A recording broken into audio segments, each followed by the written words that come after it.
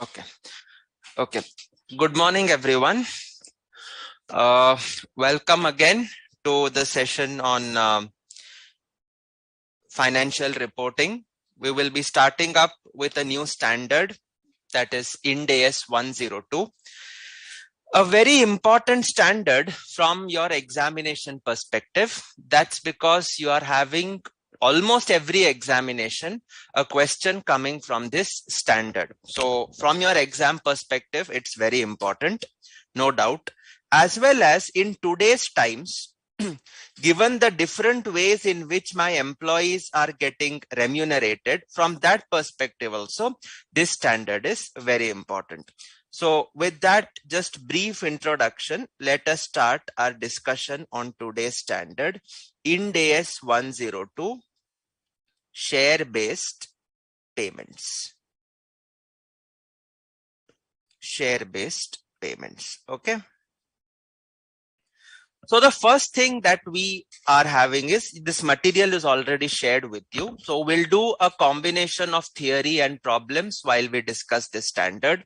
There are a lot of concepts, lot of practical problems. So and quite a bit of it is related to what you have studied from your intermediate. Okay, so where it is common, I will be a little fast. Where things are exclusive to final CA, I will explain in a normal manner. Okay, so with that background, let us start. The first thing is, did we have this standard earlier under the ICAI regime? Answer is no. There was no standard that dealt with share-based payments. However, there was a guidance note that was issued by our institute. And as we all know, guidance notes were more of a recommendatory nature. If the entity, the reporting entity, chose to follow any other manner of accounting for share-based payments, then they could follow accordingly. So what I want to say is there was no standardization earlier. It was just a guidance note. And if you look at the wordings of the guidance note, it is accounting for employee share-based payments. So the scope was restricted only to the share-based payments which were made to employees, where they were serving in the capacity of employees. So it used to cover only employee stock options or stock appreciation rights issued to employees, and that was it. So the guidance note had two flaws with that. What were the flaws? The first one was we did not have a standardization. It was more recommendatory in nature. Second is it focused only on payments made to employees which were based on shares or share prices. These two lacunae or these two shortfalls have been plugged in when we move to the IND AS regime. IND AS 102 is a standard, it's not a guidance note, and therefore this is mandatory.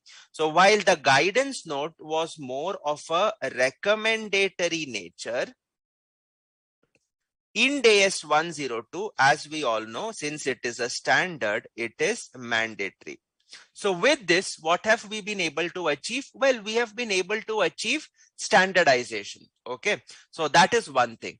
The second was this focused only on payments made to employees, whereas IND AS 102 has a very wide scope. So the scope of IND AS 2 is wide, whereas in this case, the guidance note was quite narrow, wherein it focused on employees only. Okay, so what do you mean by a share-based payment transaction? What do you mean by a share-based payment transaction? Sir, payment is made in equity shares. Okay, that could be one. But the words used is not share payments. The word used is share-based payments. That means when an entity receives goods and or services, it could make payments either in the form of equity shares, or it could make payments in cash or any other asset for that matter. But the payments which are being made, that payment is determined on the basis of price or value of the shares. So it's not necessary that payments are made in equity shares only.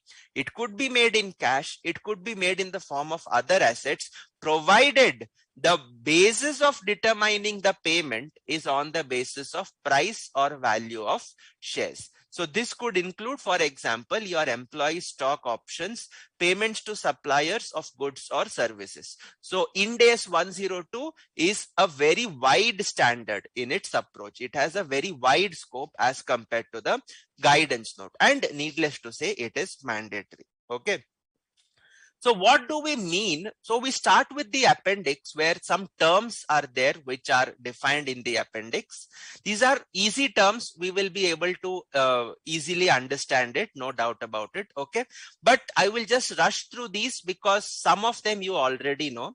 And with the help of practical examples, we will be able to understand the terms better wherever applicable. So you are having share-based payment transaction. What is a share-based payment transaction?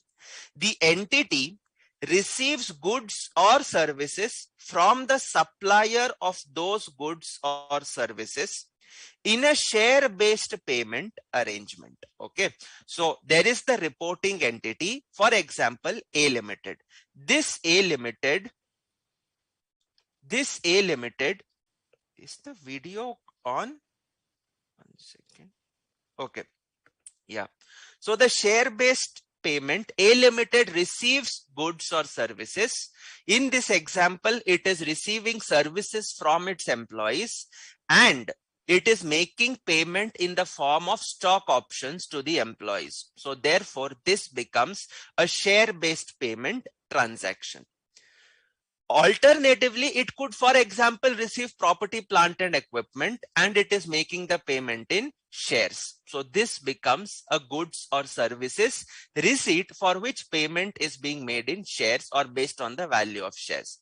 Alternatively, this part, as far as it relates to employees, this was there in the guidance note also. However, this part is exclusively for Ind AS 102. We unfortunately had no guidance under the guidance note. Okay.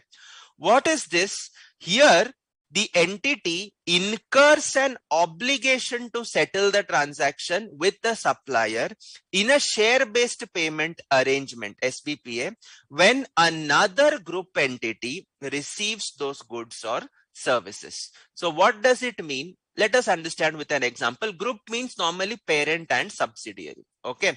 So when the holding company H Limited issues stock options to employees of S Limited, that means there is this subsidiary S Limited. The employees of the subsidiary are working for the subsidiary.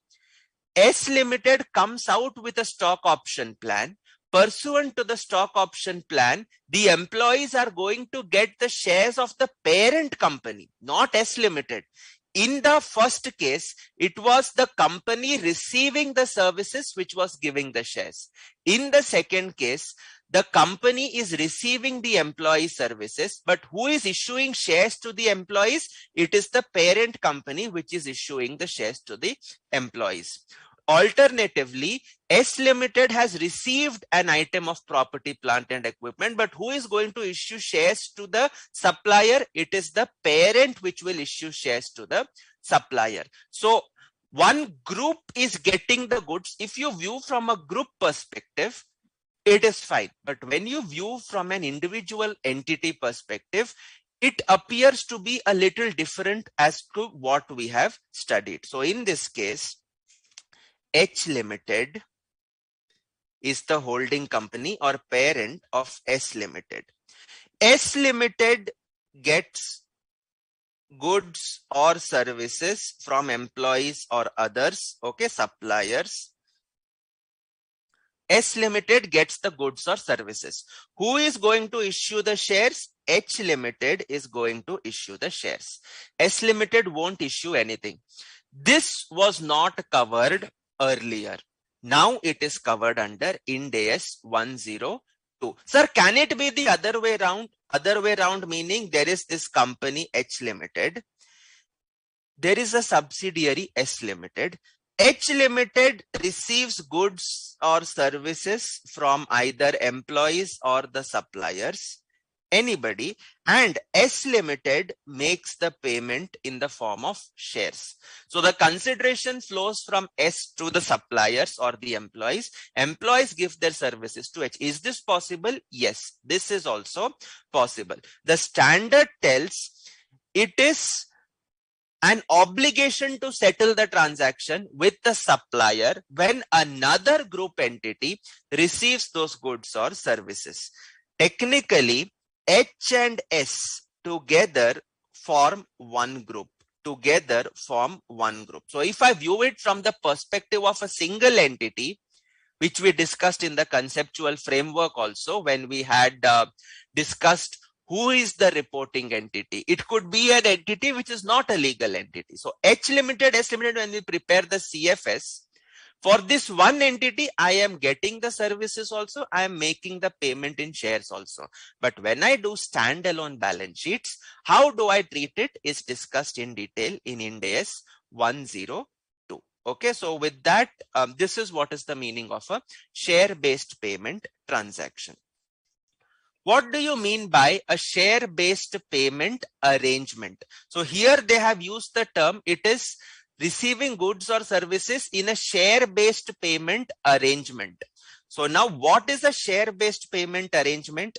It is an agreement.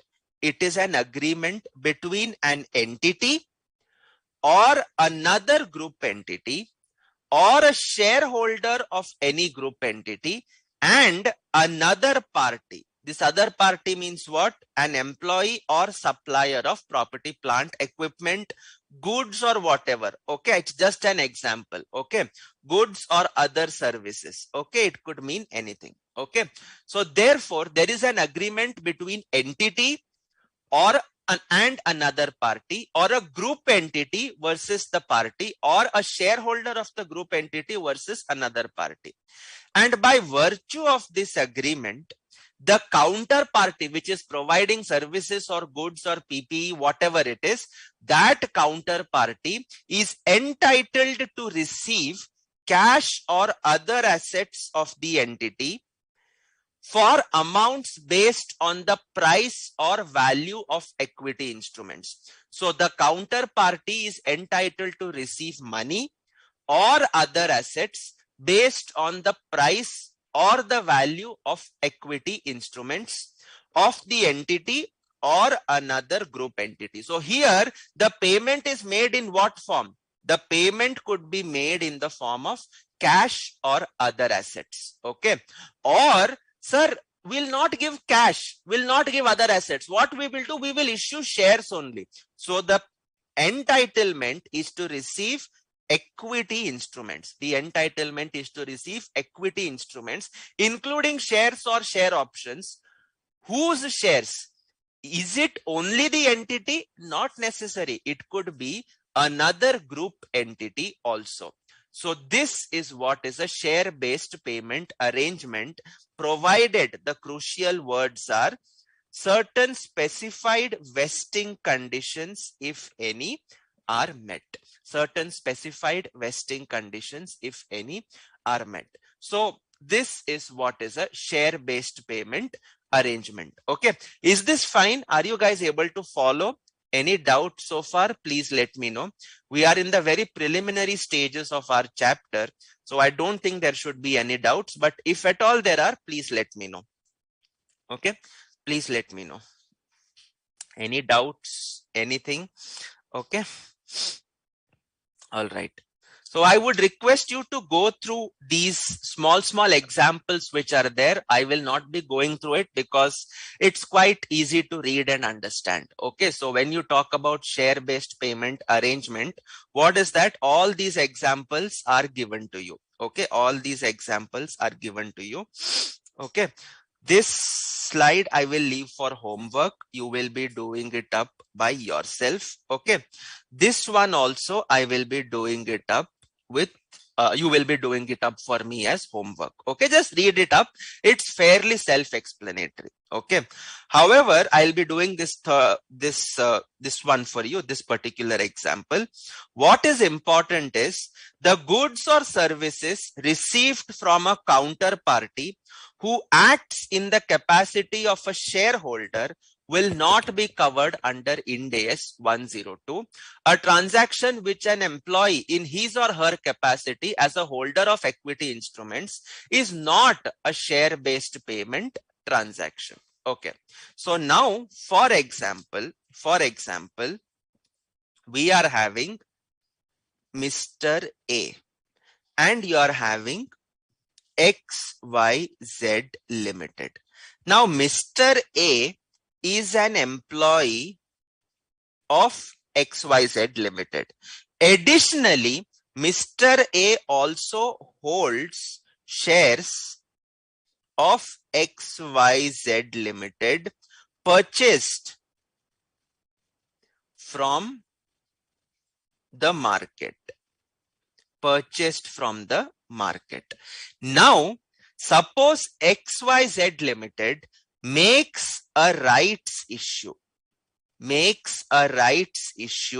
As we all know, rights issue is an issue given to existing shareholders, and generally it is at a discount. Okay, discount compared to what? Compared to the market price. Up market price pay, you will not be giving the full value. You will be giving the shares at a discount. Now, XYZ Limited is giving these shares to the employee Mr. A, who is already a shareholder, at a discount. So now you tell me, this transaction of rights issue, is it between XYZ Limited versus Mr. A, the employee, or is it between XYZ Limited versus Mr. A, the shareholder? Mr. A is wearing two different caps. So now you tell me, rights issue, is it between XYZ versus Mr. A as an employee, or is it XYZ versus Mr. A, the shareholder? Person is one, roles are two. So now you tell me, when you talk about a rights issue, what is it going to be? Is it going to be a transaction in the capacity of an employee, or is it going to be a transaction in the capacity of a shareholder? Give me some answers. Rights issue to Mr. A as employee. This is answered by Priya Garg. Whereas Jay Srivastav is saying it is in the capacity of a shareholder. Any other answers? I have a tie here. I'm waiting for some. It is between XYZ Limited and the shareholder, no? And Mr. A. Mr. A also holds shares from the market. So now you tell me, Kritarth, is it between XYZ and the employee A or the shareholder A? What do you think? Any answers? Yes, Sairam, it is a stock option scheme. The standard is basically covering stock options, but other transactions also. Okay, it is in the capacity of shareholder. So that is Sairam's answer. Exactly. So this transaction of rights issue is in the capacity of the Mr. A being a shareholder, and therefore it is not covered under Ind AS 102. It's not covered under Ind AS 102. Why? Because just like any other shareholder is entitled to get right shares, Mr. A also is entitled to get right shares.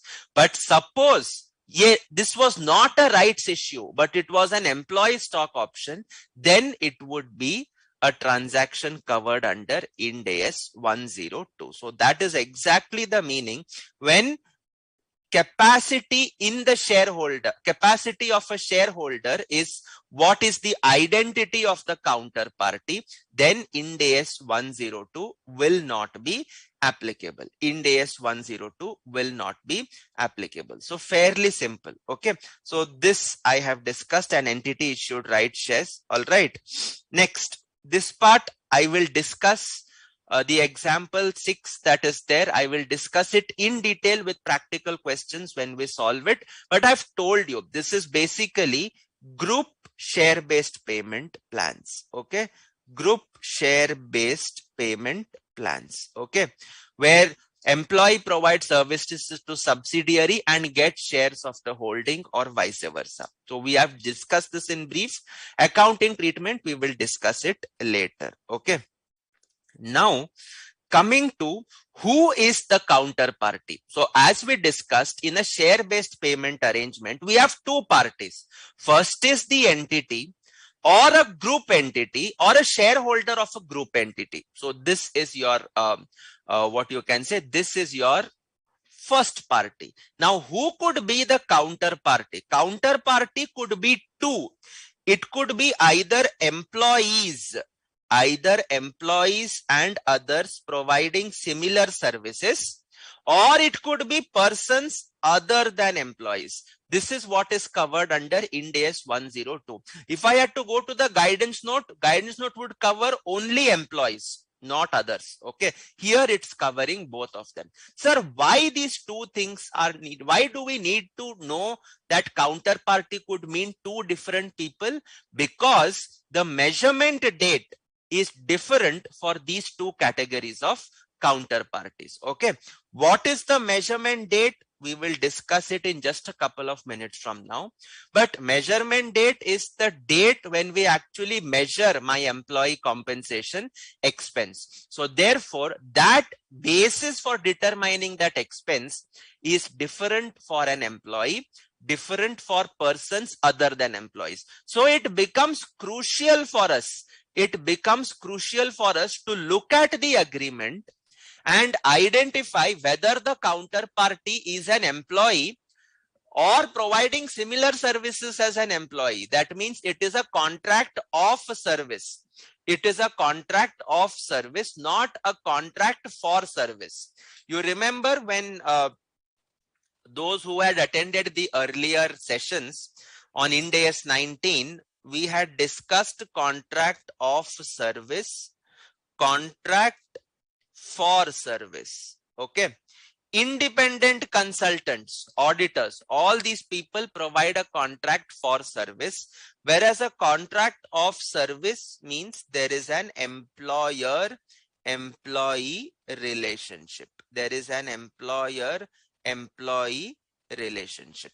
So therefore, these are, what do you mean by employees? Measurement is totally different under both the cases. So therefore, we need to identify who is the counterparty. So it includes individuals who render personal services to the entity, and either the individuals are regarded as employees for legal or tax purposes, or they work for the entity under its direction in the same way as employees do. So this is a contract of service situation, and the services rendered are similar to those which are rendered by employees. And it includes all management personnel, including non-executive directors, So we don't just look at whether the employee is on the payroll of the company or not. We will go behind the curtains and look for substance over form. And accordingly, we will decide whether the counterparty is employee or a person other than an employee. Okay, so that is the meaning of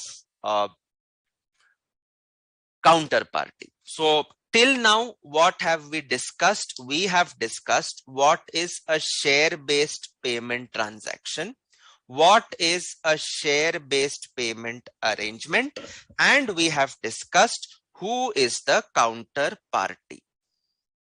Okay, We have discussed who is the counterparty. Now, when we move ahead, we will now discuss some of the terms which you are already familiar with. That is terms like vesting, measurement date, grant date, all those things we will now start to discuss. Okay. What do you vest? What do you understand by vest? Vest means to become an entitlement. Simple words, vest means to become an entitlement. Okay. So if I have to give an example, suppose you have paid an advance to a supplier for purchase of property, plant, equipment. You have paid full advance for an item of property, plant and equipment. That means the right to receive the asset is vested in you. The right to receive the asset is vested in you, and that is the meaning of vest. It becomes your asset. You become entitled to it. So in a share-based payment transaction, the entity provides options or payments to the counterparties in the form of shares or based on the value of shares. So therefore, who is getting entitled to these options or share-based payments? It is the counterparty who is going to get entitled to receive these items. So therefore, a counterparty's right to receive cash, other assets or equity instruments of the entity.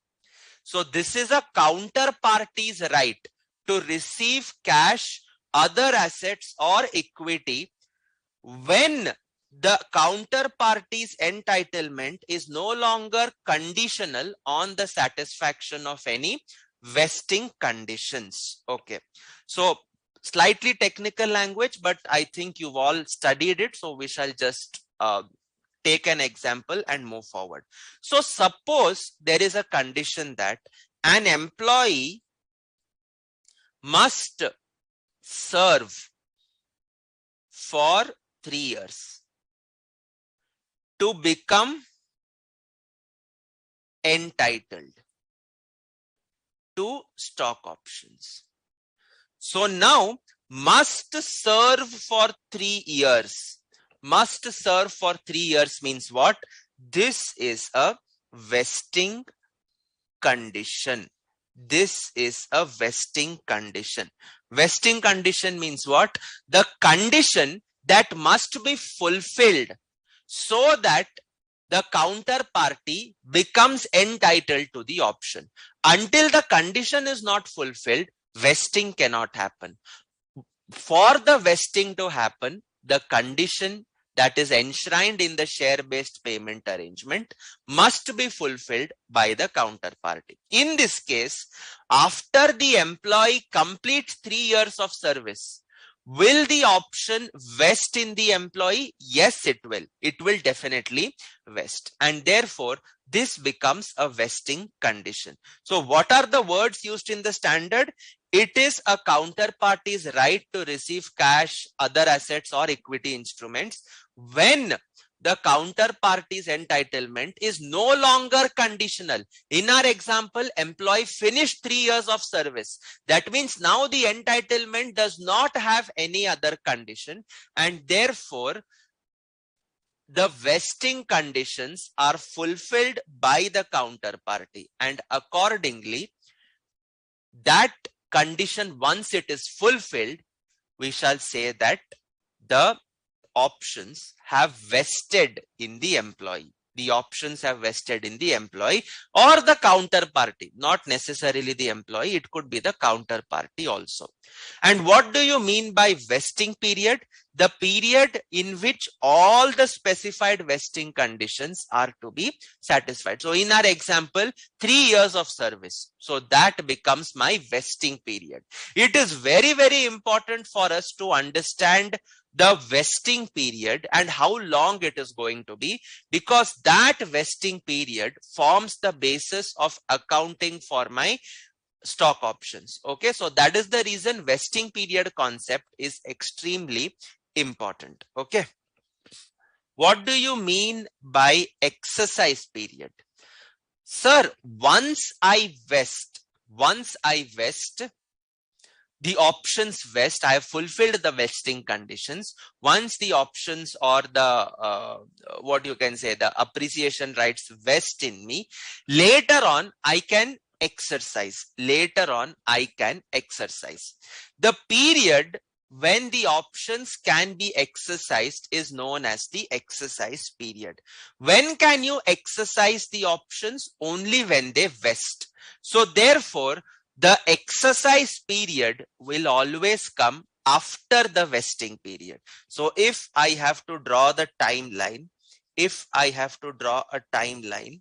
it looks something like this. Okay. I will first have a vesting period.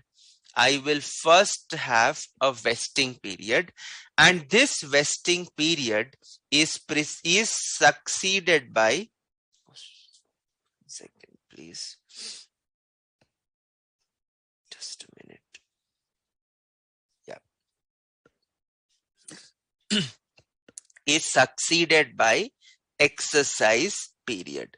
So first the counterparty must fulfill the vesting conditions, the options vest in them, and then there is a time to exercise. In some agreements, the exercise should be done immediately on vesting. So it all depends on the agreement. It is all dependent on the agreement. Acha, can the counterparty in whom the options have vested, can he choose not to exercise? Definitely he can. It's not something that is mandatory on the counterparty to exercise the options. Sometimes the counterparty may say, well, I don't want to exercise the options. That point of time, is it permitted? Definitely it is. Okay. It's not mandatory to exercise. Exercise is optional by the counterparty. Okay. So this is what is the meaning of vesting period vis-a-vis exercise period. Okay. And then you have the most important definition of this, which is fair value. Okay. What do you mean by fair value? It is the value of an option which is calculated using an option pricing model. It could be the binomial model or the Black-Scholes-Merton model. All these models you have studied in SFM or you would have studied in SFM. If traded options with similar terms do not exist. So what does this mean? Why this term had to be given? Okay. So suppose these options on similar terms are traded in the market. We know the definition of fair value. It is a market-based arrangement. It is a market-based value where you look at the observable inputs, maximize the observable inputs, minimize the unobservable inputs. So if you have similar options which are traded in the market, the possibility of bias is least because it becomes an objective value. And therefore, Ind AS 113 will prevail, and Ind AS 113 will tell that you will look at the observable inputs and take the fair value of those options which are similar, which are traded in the market. If these options are not traded, it is unique to your entity, then you have to follow category 3 inputs, that is unobservable inputs. You will have to determine the fair value subjectively, which is done using an option pricing model like the binomial model, Black-Scholes model, etc. Okay. So are you able to kind of correlate this with Ind AS 113? Yes. Are you kind of able to correlate this with 113? Wherever I have observable inputs, I will take observable inputs. Where I do not have observable inputs, what am I going to do? I will go ahead with where I do not have observable inputs, I will have to value the option. And how will I value? Any of the option pricing models. FR is not concerned with how you value. FR is concerned with how you account for it. Okay. How you account for it. Okay. So all the option pricing models, they consider couple of things like exercise price, life of the option, current price, expected volatility of the share price, dividends expected, and risk-free rate of interest, risk-free interest rate for the life of the option. What do you mean by intrinsic value? Current market price minus exercise price. We don't use intrinsic value for the purpose of accounting in share-based payments. Okay, definition is there. That is why I have given it to you. Up till now, is it clear, everyone? Up till now, is it clear? I need some answers. Is it clear so far?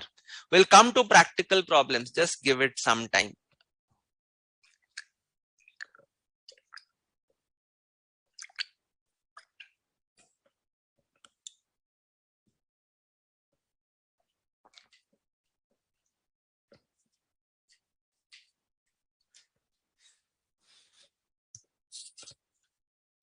All clear? Yes.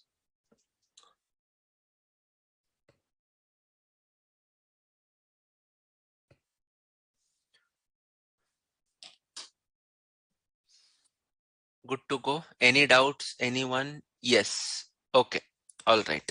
So now when you talk about vesting conditions, I told you vesting period is the period in which you have to fulfill the vesting conditions. So it is a condition that determines whether the entity receives the services, that entitle the counterparty to receive cash, other assets, or equity instruments. So in a share-based payment transaction arrangement, you are having an agreement. In that agreement, the entity will say you have to fulfill these conditions, and once you fulfill, the options will vest in you and you have the option to exercise that. Okay. So now these conditions are of two types. The first one is a service condition. The second one is a performance condition. The second is also called performance condition. A share-based payment arrangement covers an option, Jay, but it is not restricted to an option. Okay, it covers an option. A share-based payment arrangement is basically an arrangement between two parties where one party provides goods and or services, and the receiving party will either give option, or he can give cash, or he can give any other asset, but the price or value of that is based on the price or value of the shares. So therefore that is an SBPA. So SBPA is not an option, it includes an option. SBPA is like an umbrella. Under that you have stock appreciation rights, employee stock option, group stock option plans. Okay, all these things you are having. Okay, Jay. So I hope you understood. All right. Now, what are the types of vesting condition? There are two types. One is service condition. What do you mean by service condition? Example, serve for 3 years and then you get entitled to the options that are there for employees. Okay, so this service for 3 years is known as a service condition. Service condition means what? You just have to come to the office, remain with the organization, and that's it. Okay, there is no binding performance condition on you. Matlab, you can come, don't give any productivity to the organization, end of 3 years you are going to get the stock options. However, apart from service condition, we also have something known as a performance condition. What do you mean by performance condition? Conditions where the counterparty gets entitled to the options or the cash, whatever, based on a performance indicator. Sir, what could be the performance indicators? They are of two types again, a non-market condition and a market condition. What do you mean by a non-market condition? Well, a non-market condition could mean, example, revenue targets. revenue targets, or it could be earning targets, or it could be earning targets, or it could be anything else. Okay, like for example, capex incurred. This could also be a non-market condition, which has nothing to do with the market. What do you mean by market condition? Example, share price touching a particular value. So price of shares touching a particular value. So this is a market condition. So your performance condition could be non-market condition, or it could be a market condition. So this is what is your vesting conditions in brief. The accounting treatment for service condition is different. For market condition is different. For non-market condition, it is different. Okay. So this is what is going to be your vesting condition. This is what is going to be your vesting condition. Any condition which does not satisfy these things becomes a non-vesting condition. So we will look at that example later. What is a non-vesting condition? Okay. All right. Now, these theories are there for you. So I would request you to please go through this. We will be discussing them in detail when we solve the questions, but I have just put it up in notes for your own revision. Okay, so I've defined everything. What do you mean by non-market condition, market condition, etc. So ultimately we'll look at this decision tree. The condition determines if the entity receives the services against share-based payments. If the answer is no, it becomes a non-vesting condition. How to treat it, we will see to that later. If the condition determines if the entity receives the services and the answer to that is yes, next condition requires only specified period of service to be completed. If the answer to that is yes, then it becomes a service condition. If the answer to this is no, that means there is a performance condition. And is the target based on share price of entity or group entity? If the answer is yes, it becomes a market condition. If the answer is no, it becomes a non-market condition. Okay, so these are some simple answers. These are some simple answers. Okay, all right. Now,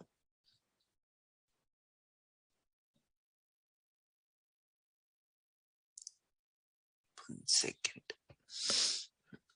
I would request you to please take this as a homework, read through it. Now practical questions, read through this.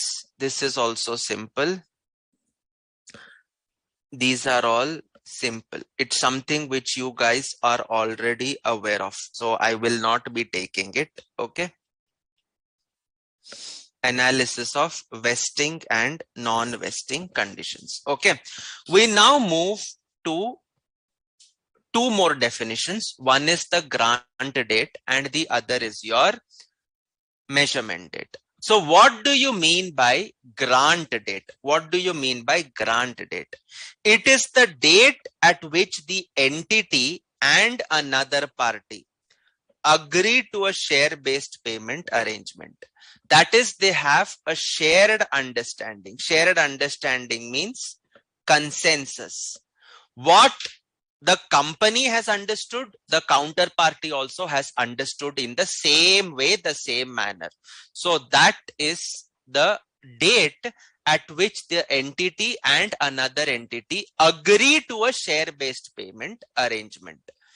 And what do you mean by agree? They have a shared understanding of the terms and conditions of the arrangement.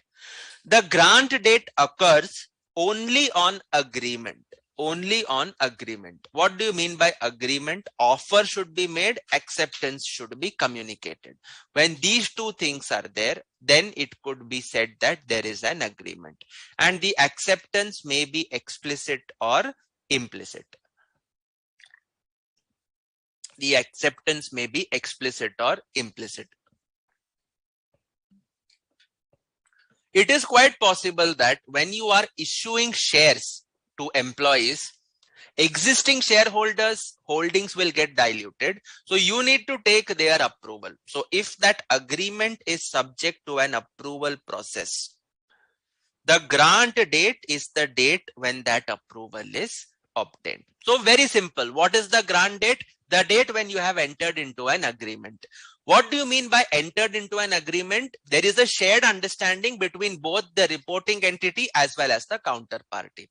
Grant date can happen only on agreement. Okay. And if this agreement requires prior approval or something prior, like a regulatory approval, for example, then the date when the approval is obtained, that date is going to be your grant date. Okay.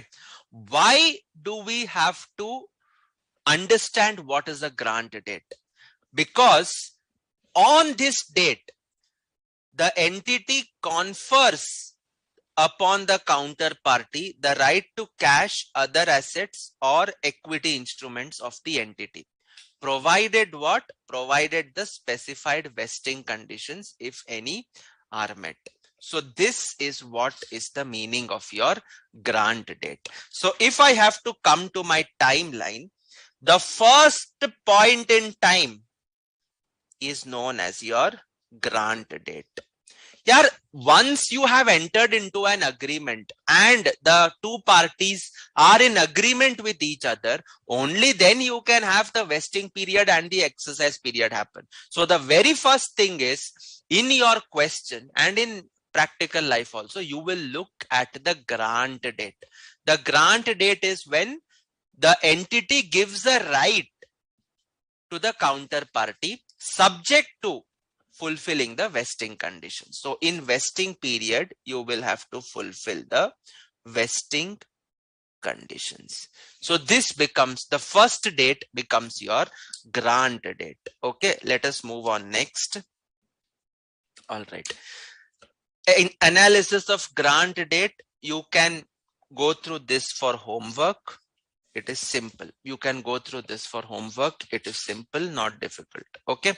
Next, what do you mean by measurement date? What do you mean by measurement date? Okay.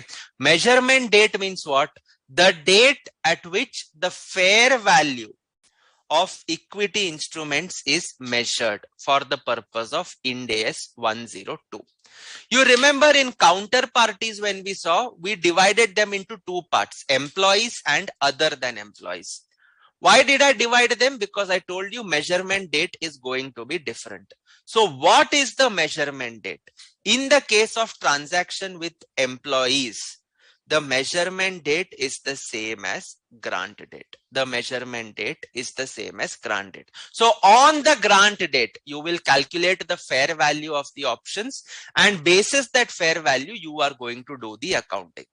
Whereas in the case of parties other than employees, the measurement date will be what? It will not be the grant date. It will be the date on which the entity obtains the goods or the counterparty renders services. Okay, so this is what is your measurement date. The date on which the entity obtains the goods. Can somebody tell me, this is a question to you, for employees, why don't we have this kind of definition? Why don't we have this kind of definition? The date on which the entity obtains the goods or the employee renders the service. Why don't we have this definition applicable for employees also? Can somebody tell me?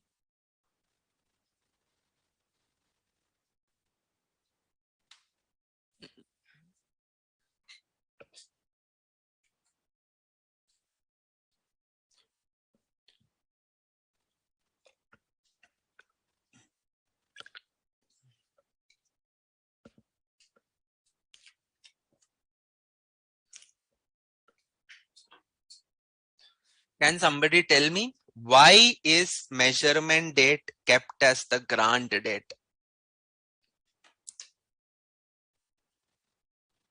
Why can we not say that? Yes, exactly, Jay. Okay. In the case of employee, employee keeps on providing the services. Employee keeps on providing the services on a continuous basis. So therefore, I cannot really identify a point in time when I have received the service and his service ends. ऐसा नहीं होता. It does not happen like this for an employee. For an employee, throughout the period he gives services to you, whether good or bad, whether essential or non-essential, doesn't matter. He goes on giving services to you, and therefore it is difficult for us to identify a, what you can say, to put in a stop gap and say that this is the date when provision of services are completed. No, you cannot. And therefore, in the case of employees, the measurement date is the grant date. In every other case, okay, supplier of PP, supplier of goods, supplier of other services, we are able to identify when the services are received or when the goods are received. And therefore, the measurement date is the date on which the entity obtains the goods or the counterparty renders the service. So that is the meaning of measurement date. So now two things are known to us. One is a measurement date. The other is vesting period, and the other date is grant date. Okay, so grant date is done, measurement date is done. Now we come to this question. This is an important one. It has come in the latest RTP, May 2022. It is a significant shift compared to what the institute had been asking earlier. Earlier, it was more of problems, numericals, etc. But when I saw this question, I could sense that somewhere they are wanting from the student an in-depth understanding of the Ind AS. Okay, just solving the problems is not adequate. You need to understand what are the provisions of Ind AS, and therefore based on those guidelines you have this question. Let us go through this question. Okay, new age technology has entered into the following share-based payment transaction. What they have said, you have to identify the grant date and the measurement date in all the three cases, supported by appropriate rationale for the determination. Okay, so now with this background, let us start this. We will do one by one. It's going to be very simple, but you have to know the principles. For employee, grant date is the measurement date. For other than employees, the measurement date is the date when the services are rendered or goods are received. Okay, so with this background, let us start. On 1st April 20X1, New Age Technology Limited decided to grant share options to its employees. So tell me, is this going to be the grant date? No. The company has decided to grant. Okay. The scheme was approved by the employees on 30th June 20X1. New Age Technology Limited determined the fair value of the share options to be the value of equity shares on 1st April 20X1. Okay, determine the fair value of the share options to be the value of the equity shares on 1st April 20X1. So now in this case, you tell me what is going to be your grant date. What is going to be your grant date?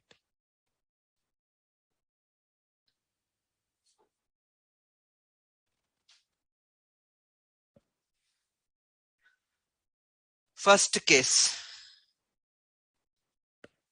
What is your grant date? What is your measurement date?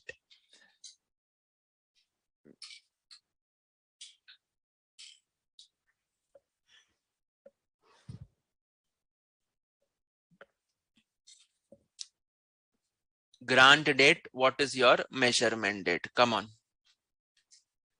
30th June. Jay Srivastav is saying 30th June. Any other answers? Any other answers? Sairam, Priya, Princey. Principia. Krutarth.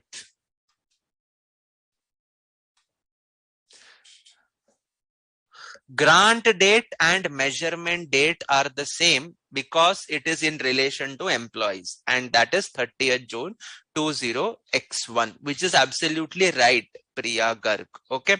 Krutarth, grant date. I'm not getting the answers after that. I think you are writing in half, but the other half I'm not able to identify. Okay. So on 1st April, you decided to give, but the offer was communicated, the acceptance was received on 30th June. So on 30th June, there is a shared understanding of the terms. No approval vagera ke bare mein, they have not told anything. So therefore, we forget about shareholders approval. 30th June is the grant date. And because it is a transaction between employees and the entity, therefore, it becomes therefore, the measurement date itself is falling on the grant date, which is 30th of June 20x1. Okay, Sairam is right. Tanushri Agrahari. Okay, that is also right. I hope I got your name right. Okay, on 1st, okay, so that is grant date equals measurement date equals 30th June 20x1. 30th June 20x1. Excellent. Okay. Now, the second case. So this is done for you. Okay. Second case. On 1st April 20x1, New Technology Limited entered into a contract to purchase equipment from Bombay Software Limited. So 1st April 20x1. And agreed that the contract will be settled by issuing equity instruments of New Age Technology Limited. Okay. So on 1st April, you entered into a contract and it was agreed that the contract will be settled by issuing equity instruments. Moving ahead, New Age Technology received the IT equipment on 30th of July. The share-based payment transaction was measured based on the fair value of equity instruments as on 1st April 20x1. So now you will have to tell me, what is your grant date in the second case and what is your measurement date.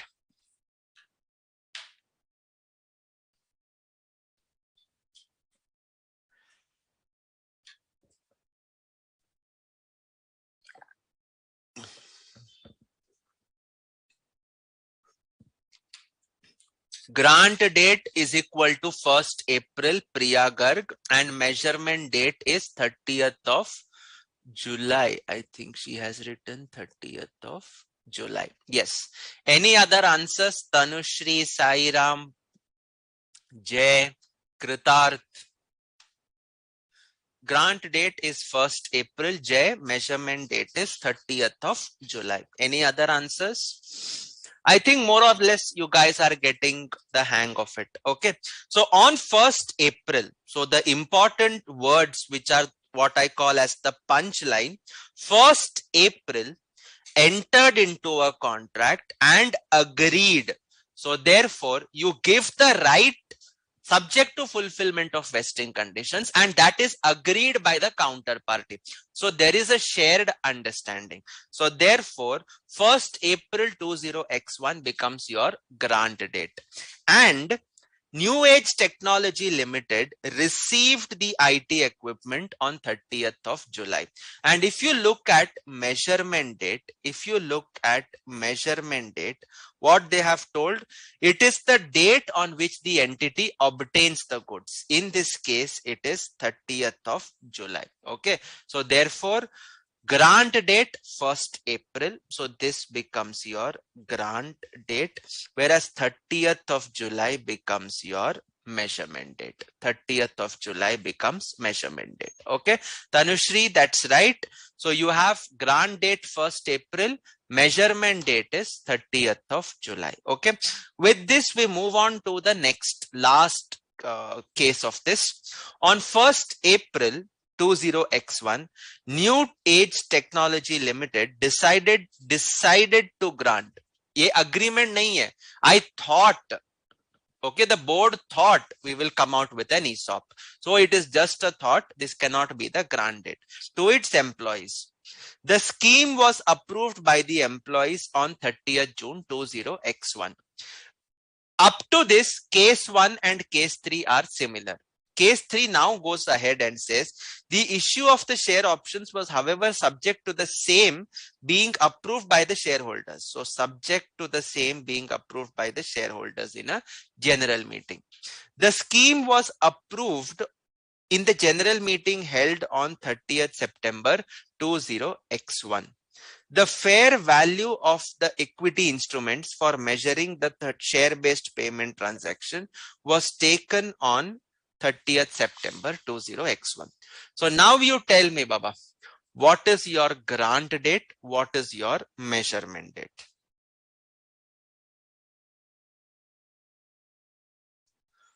What is your grant date? What is your measurement date? Kritarth, that's right. Tanushri, that's right. You've written only 30th of July. So I hope you meant by measurement date. Kritarth has written grant date is 1st April. That is right. Okay. Yes. Jay Srivastav has already given the answer. It is 30th September. Any other answers? Any other responses?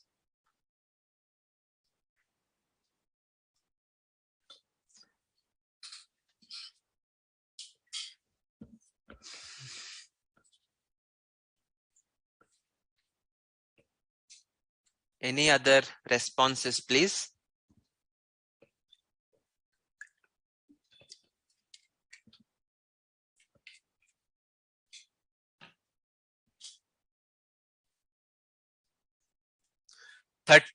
June. Tanushri is saying 30th June is the grant date and 30th June is the measurement date. Okay. Any other answers?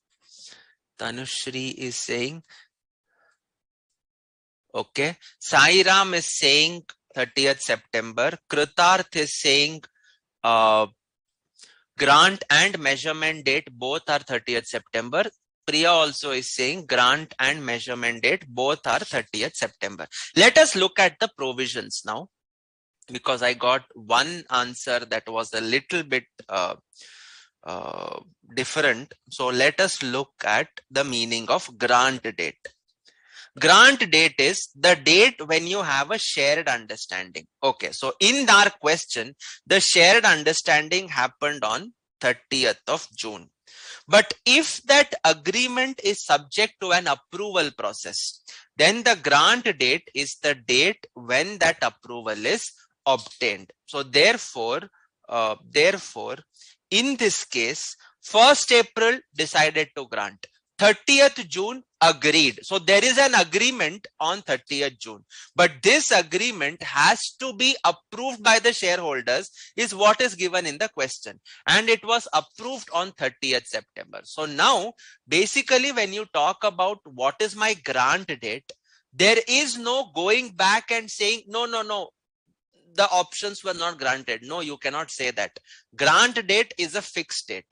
In this case, you needed approval of shareholders. You got that approval on 30th September. So therefore, your grant date is not 30th June.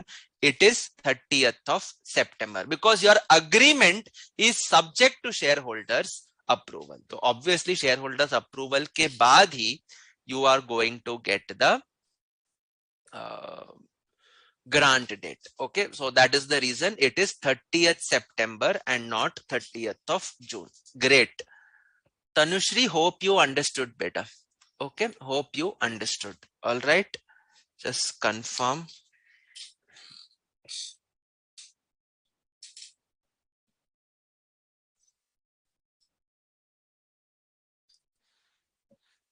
Yes.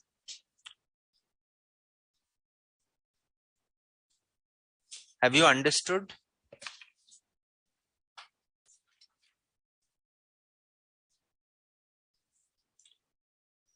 I'm waiting.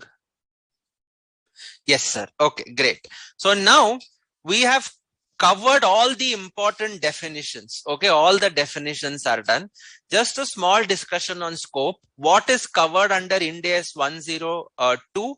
You are having all share-based transactions. It could be equity settled share-based payments, cash settled share-based payments, share-based payments with cash alternatives, that is a compound instrument.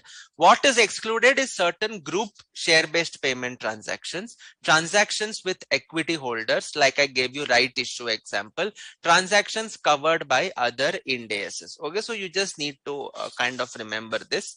We will now start with the accounting for share-based payment transaction. I'm leaving this for homework because it's quite simple. Okay, homework, all these examples. Okay, so now how do I do the accounting for this? Okay, how do I do the accounting for this? Okay, now see, in all these questions that we do henceforth, it is primarily going to be an employee's share-based payment scheme. Sir, why employees? You just now told that Ind AS 102 deals with others also. But others is quite simple. See, others ke case mein, you look at the date when you received the goods and you account for the expense on that date, and you show the share-based payment also on that date. So it is a pretty straightforward accounting.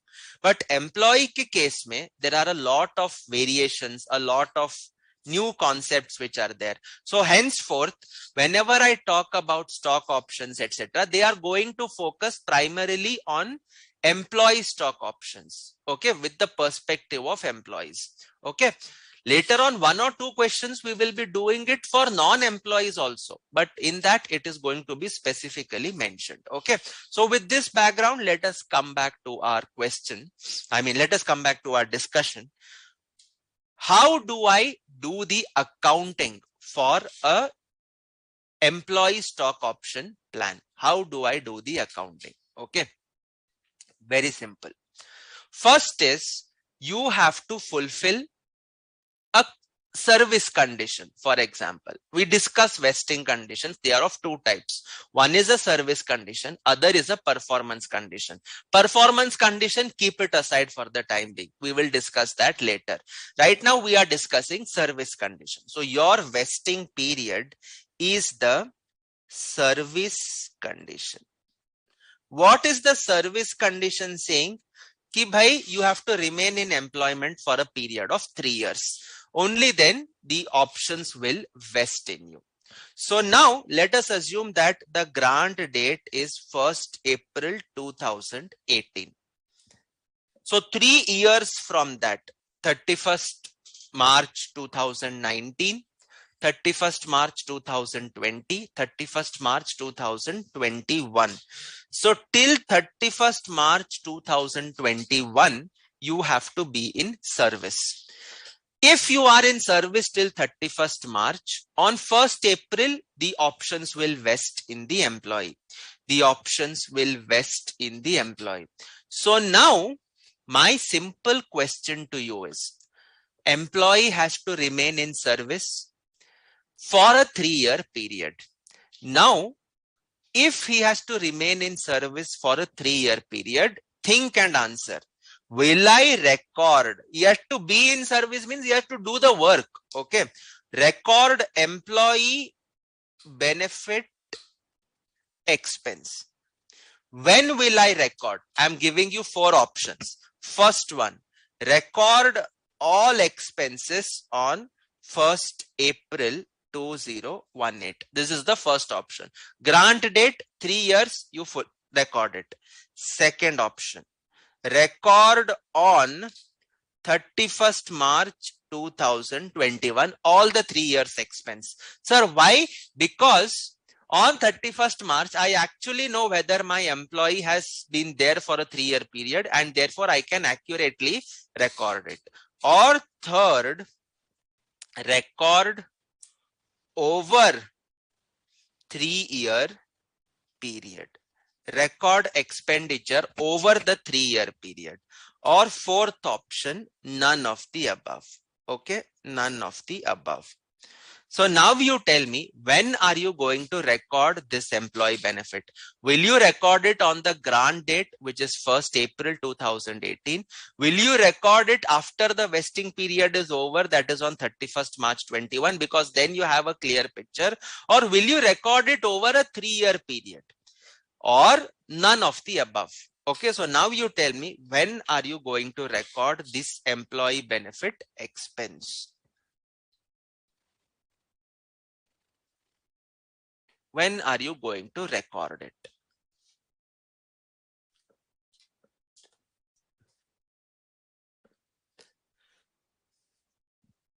Will I record it on 1st April? Will I record it on 31st March? Or will I spread it over the 3 years?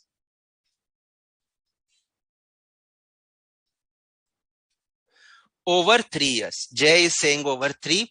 Sairam is also saying over a period of 3 years. Any other answers? Over a period of 3 years. Absolutely right. So the employee is there with you for a 3-year period. That means over the entire 3 years, he is going to provide services to you. On 1st April, you cannot book all the expenses. On 1st April, you cannot book all the expenses. And because that is just the grant date. Abhi tak service mila hi nahi hai aapko. You've not received the services on the grant date. From the grant date, you will start to receive. So over a 3-year period, you will start to recognize the expense. You will start to recognize the expense till 31st March 21. Okay. In the exercise period, what do you mean by exercise period? The period when the employee can exercise those options.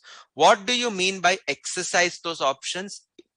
On 1st April 2021, the options vest in the employee. Yes, that means he can go to the company and ask for the options. He can go to the company and ask for the options. That means he is exercising his options. So now the question is, will I record? Please be careful and answer me. Will I record any employee benefit expense in the exercise period? Okay. So my question is, will any employee benefit expense be recognized in exercise period?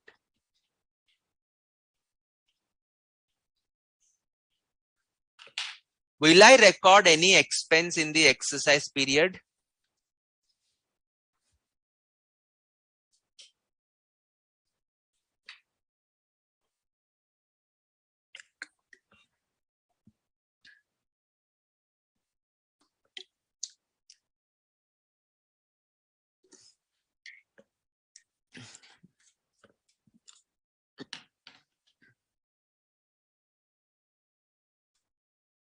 You will not recognize. Okay, Vidula. Yes, Vidula is saying you will not record, which is absolutely right. See, the employee can be in the organization from 1/4/2018 till 31st March 21. The options vest in him on 1st April 21. So this is the vesting period. 1st April 2021, options vest in the employee. Now, for all that I know, he will leave the organization on 1st April. वो छोड़ के चला जाएगा. But have the options vested in him? Answer is yes, they have. So can he come to exercise the options even when he is not an employee of the company? Definitely he can. He fulfilled the vesting condition. The vesting condition was a service condition, and the service condition required the employee to be in service for a period of 3 years. He completed the 3-year period. The options vested in him. After the vesting period is done, after he fulfills the vesting conditions, there is no obligation obligation on the employee to stay with the organization. He can leave the organization, resign from his job, and yet exercise these options because these options have already vested in him. So will you recognize any expense? Answer to that is no, you will not. You will not, as we have already expensed in the 3 years. Yes.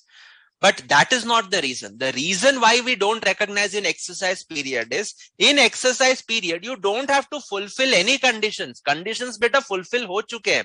The conditions are already fulfilled. You are now only going to record the exercising that happens. Okay. All expenses, etc. are recorded in the vesting period only. Okay. So that is the next thing. So now, what are you going to debit? I told you debit expenses, but sometimes your employees may be working on a capital asset construction. So in that case, you will debit your assets. Credit kisko doge? Whom are you going to credit it to? Well, it depends on whether my instrument, whether my options give the employees option to exercise and get shares or options to exercise and get cash. So it could either be an equity settled transaction or a cash settled transaction. If it is an equity settled transaction, I will recognize it in equity.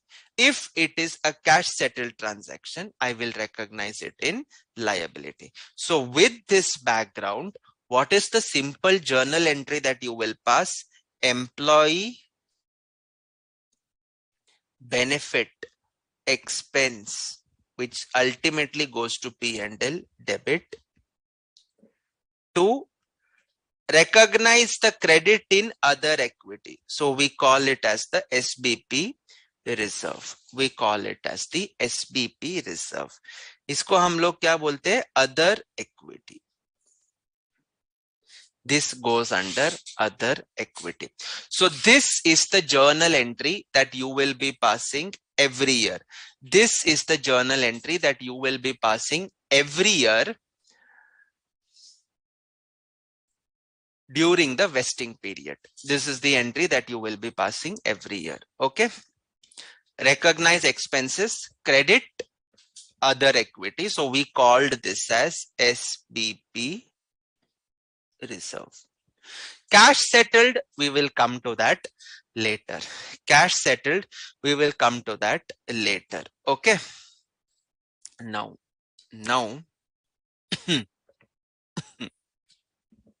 all right. Let us now proceed further with the discussion on this. Okay. Sir, entry to ho gaya. How will I measure it? At what value? Measurement means at what value. You cannot write XXX and come in the real life also or in the examination also. Measurement will happen at what value. So now you come to the basic understanding of the standard. Okay. How this standard tells you the measurement. Okay. Suppose the counterparty is employee other than employee.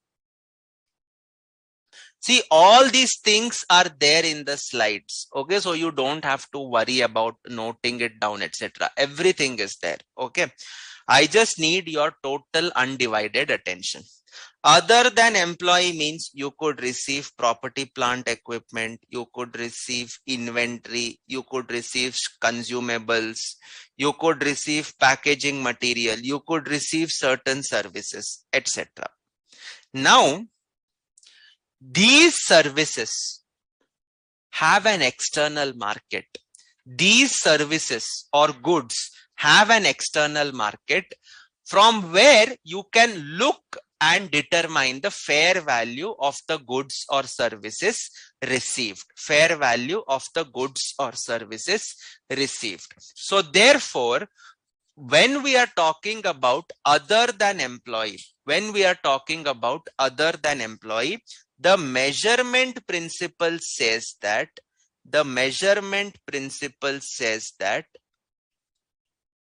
record expense based on fair value of goods or services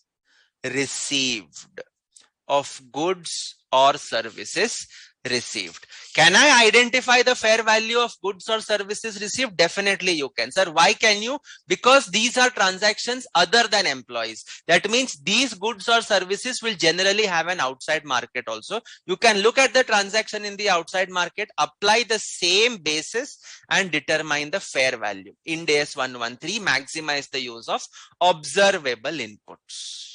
Okay. So first preference is record expenses based on fair value of goods or services received. Sir, suppose the fair value of goods or services received is not clear, is not evident. Then if fair value of goods or services is not clearly evident, then record expense based on fair value of the options at the grant date.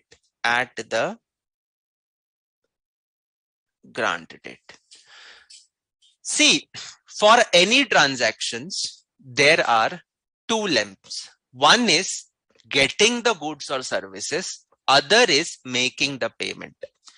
Now, I can either identify the fair value of goods or services which I am receiving and make a payment corresponding to that. So in this case, I know the value of materials or services which I am getting. So first preference goes to that value. However, in some cases, rare cases, I do not know the fair value of goods or services which are coming in. So what am I going to do? Well, I will be recognizing the expenditure based on fair value of equity that I have to issue. You are not issuing cash only.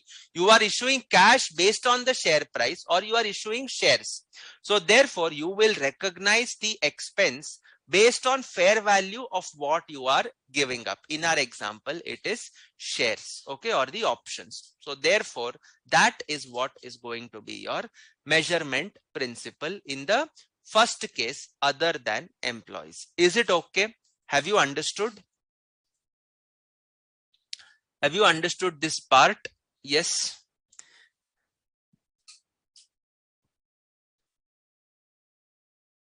Differs from principles laid down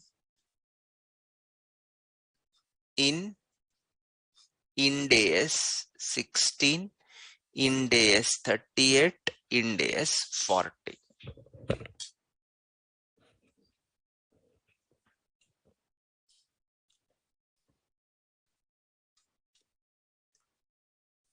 Sir, please give example of situation wherein we do not know the fair value of goods. Suppose you have received a parcel of land which is in a situation where, which is in a place where there are no transactions that have happened in the near past. So you do not know the fair value of that, and that is why you will record the fair value, the expense based on the fair value of shares that you have issued. Okay. The principles which are laid down in Ind AS 38 or 40 in this regard are slightly different. Okay. Ind AS 16 property, plant, equipment, Ind AS 38 intangible assets, Ind AS 40 investment property. What do these standards tell you? These standards tell in a barter transaction or where there is part asset, part cash payment, how are you going to recognize the asset? You will recognize the asset based on fair value of asset given up unless the fair value of asset received is more reliable. So therefore, in this case, I will be recognizing my PPE or intangible or investment property at fair value of asset given up, unless fair value of asset acquired is more clearly evident or reliable. So in the principles of Ind AS 38, 16 and 40, the emphasis is on the fair value of asset which you are going to give up. Sir, why are you emphasizing on that? Because how much you pay becomes the cost for you under those standards. How much you pay becomes the cost for you under those standards. जायज़ सी बात है ना, it is clear for you. Okay, suppose there is a cell phone whose MRP is say 30,000, but on Amazon it is sold for 25,000. So MRP is 30K, but Amazon it is sold for 25K. How much are you going to pay? Sir, I will pay 25,000. So what is going to be the capital value of your asset? It is going to be 25,000. You cannot say 30,000 and I got a 5,000 discount and I take the discount to the P&L. You cannot say that. Your asset is what you pay to acquire it. In our case, 25,000. So therefore 25,000 will be the value of your asset. So in the case of Ind AS 1638-40, the principle that is there is how much I pay is the fair value.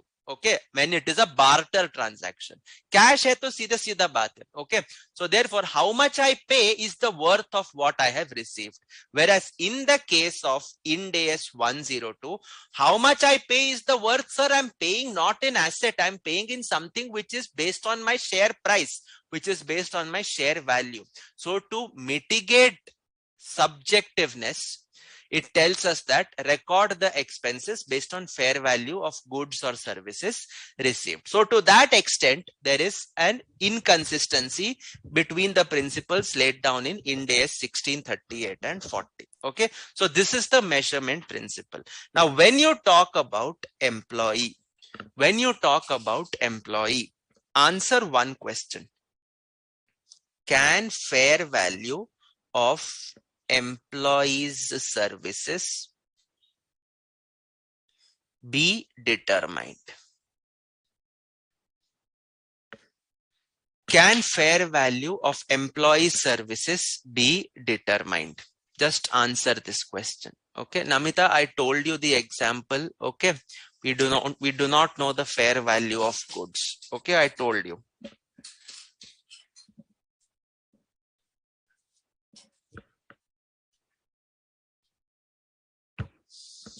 You could also take a case where suppose you are a company dealing in historical artifacts and you got a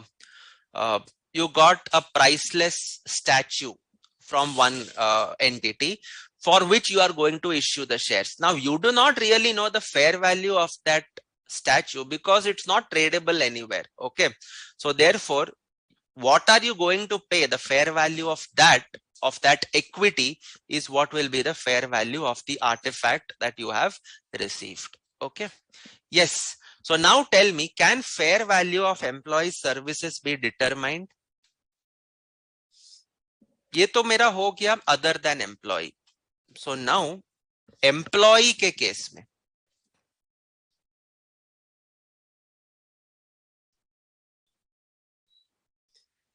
yes, tell me.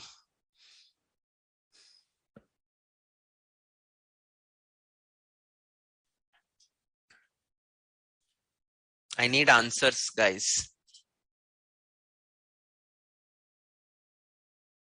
It cannot be determined. वो आसान नहीं है. See, you are tomorrow you qualify as a CA and you work. What work are you going to do to the organization? How are you going to determine the fair value of that? Your work is unique to your skill set. Your work is unique to your characteristics.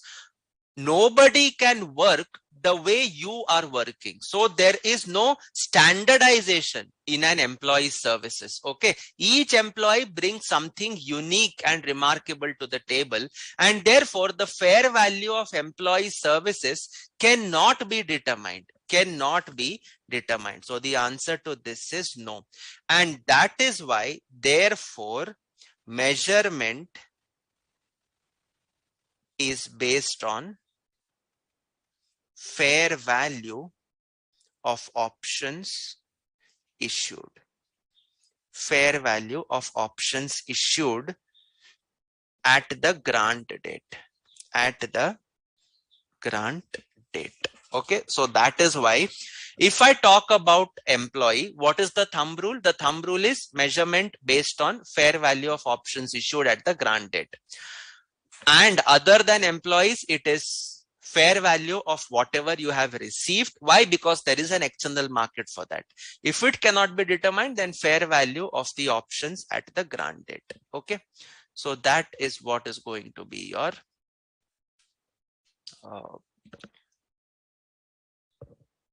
based on fair value of goods or services received. Okay, is it fine? Yes, any doubt so far, anyone?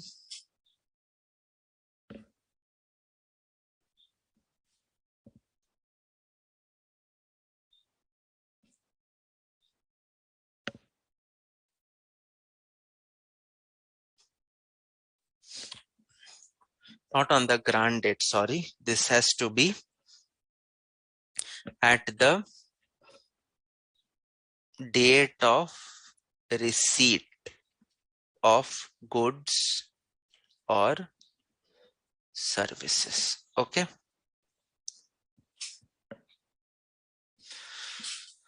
All right. So we have told you now, whatever I discussed is there in this slide. Okay. So employees and others providing similar services by reference to the fair value of the equity instruments granted. So fair value as on the grant date. Whereas in the case, it is normally first preference, fair value of goods or services received. Rebuttable presumption. Okay. All right.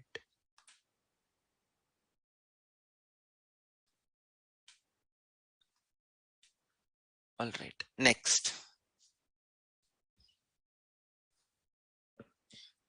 Fair value as on the date on which the entity receives the goods or the counterparty renders the services. Okay, so this is what we had discussed. Okay, Namita has asked a question.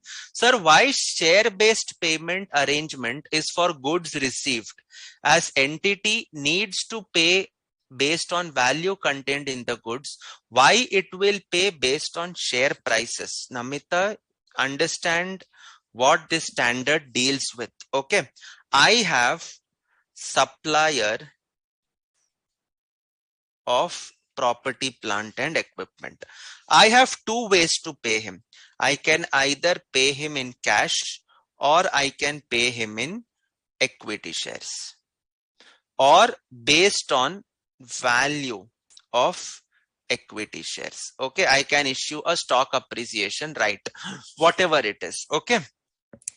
Now, when it is a straightforward cash to asset transaction, this is your regular Ind AS 16.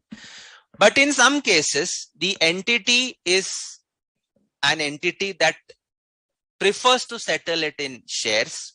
It wants new people on board.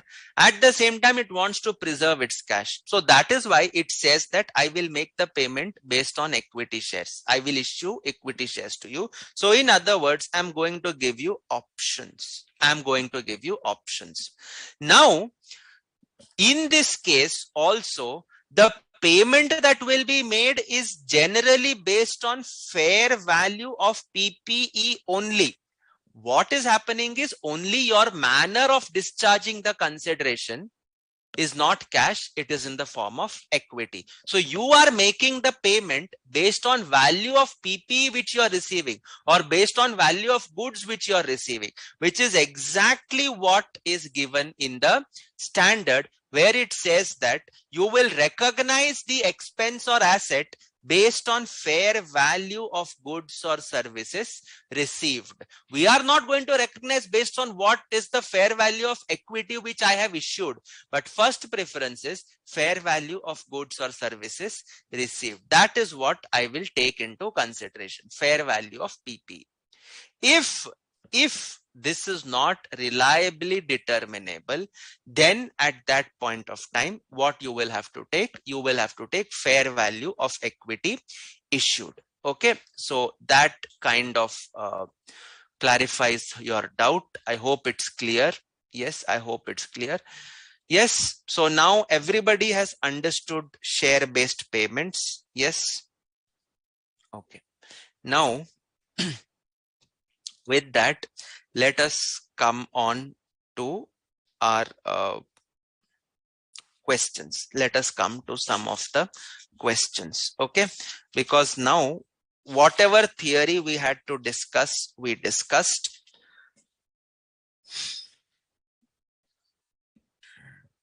Let me see, where is the question? Okay, yes.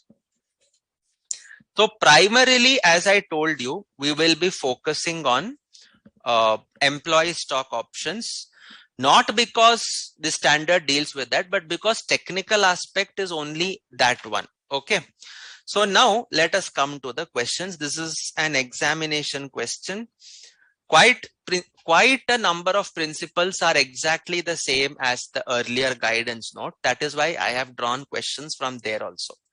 So question number, this question from November 2012, Good Luck Limited grants 180 share options to each of its 690 employees. Each grant containing the condition on the employees working for Good Luck over the next 4 years. So what is this condition? The employee has to remain in service for a period of 4 years. So this becomes a vesting condition, which is a service condition. Vesting condition is he has to remain in employment for 4 years. It is just a service condition, no performance attached. So vesting condition, which is a service condition. Good Luck has estimated that the fair value of the option is rupees 15. Good Luck also estimated that 30% of the employees will leave during the 4-year period and hence will forfeit their rights to the share options. If the above expectations are correct, then what is the amount of expense to be recognized during the vesting period? That is your question. Okay. So now first thing, what is this arrangement? Sir, it is a share-based payment arrangement. Between whom? Between a company and its employees. So therefore, the measurement will be on the grant date and the measurement will be based on the fair value of the options. Am I given fair value of the options? Yes, it is rupees 15. So what is the total number of options? Total number of options granted. This is how much? Sir, this is 690 employees. 690 employees into 180 options per employee. Per employee. So that comes to 1,24,200 options. 1,24,200 options. This is the number of options that you have given. When do you know this data? You know this on the grant date. You know this on the grant date. Now, do I have to recognize an expenditure for the entire 1,24,200 options? And the standard says no. You will have to estimate how many options are going to vest in the employees. Dekho, you cannot control your employees. They get better opportunity, they will definitely leave your organization. So therefore, in such cases, options could not vest if they do not complete the 4-year vesting period. Some employees may leave the organization for personal reasons. Some employees may not remain alive over the 4-year period. So all these things are quite common. And therefore, I cannot be overly conservative and record expense for entire 1,24,200. No, Ind AS is not a, what you can say, a label for applying conservatism. No, Ind AS prefers realistic accounting. You expect that out of the total employees, 30% are going to leave, 30% are going to leave the entity. So naturally, in those 30%, options will not vest at all.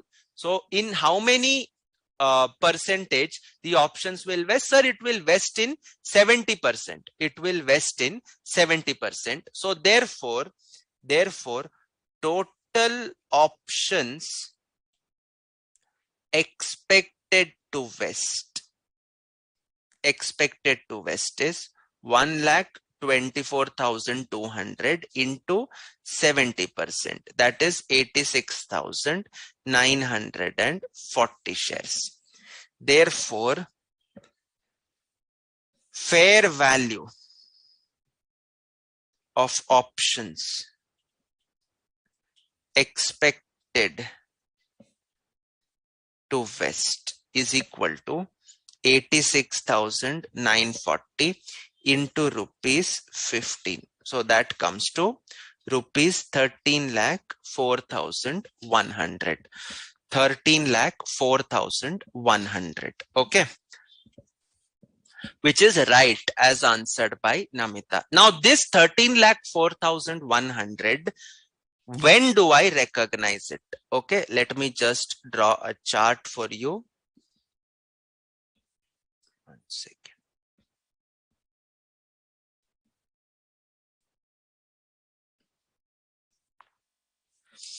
This is the grant date. Grant date, the date when the organization granted the options and the employees accepted them. Now, 4-year period. This is your vesting period. Vesting period means what? Vesting period means the period in which you have to fulfill the vesting conditions. What is the vesting conditions? You have to remain in service for 4 years. So what is the condition? Remain in service for 4 years. Remain in service for 4 years. So 4 years is your vesting period. 4 years is your vesting period. And therefore, what are you going to do? You will recognize the expenses not entirely on the grant date, not entirely at the end of 4 years. You will spread it over a 4-year period. Therefore, employee benefit expense per year is equal to 13,04,100 divided by 4. So that comes to how much? 3,26,025. 3,26,025 per annum. Per annum. Is it okay? Yes. Have you guys understood this question? Chota sa question hai, nothing great about it. Okay.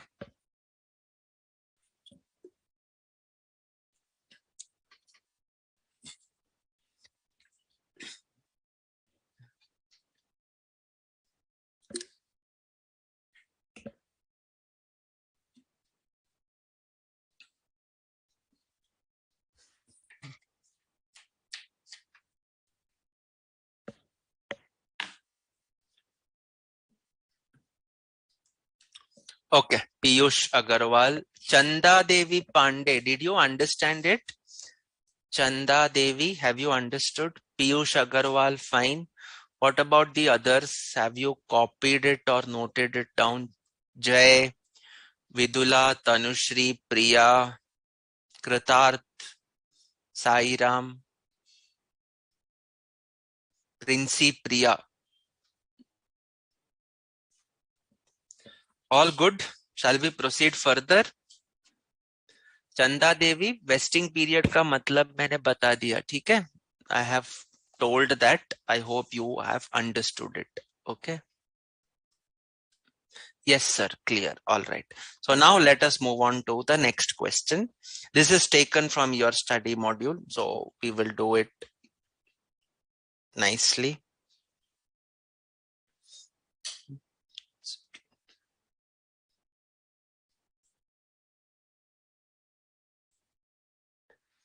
Okay.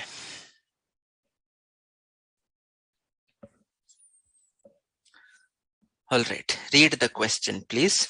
ABC Limited granted to its employees share options with a fair value of 5 lakhs on 1st April 20x0 if they remain in the organization up to 31st March 20x3. So x0, x1, x1, x2, x2, x3. The vesting condition is a service condition requiring service of 3 years from the grant date. Okay, for 3 years from the grant date. On 31st March, ABC Limited expects only 91% of employees to remain in employment. Okay. On 31st March, it expects only 89% to remain in employment. However, only 82% of the employees remained in the organization and all of them exercised the options. You are required to pass the journal entries.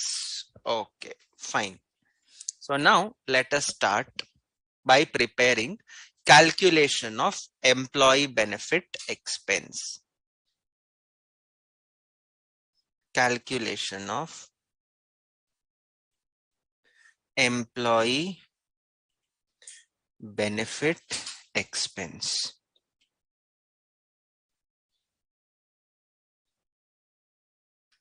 How many years, sir, over the vesting period? X0, X1, X1, X2, X2, X3. Sir, please upload these handwritten notes also. Actually, it's quite untidy, Baba.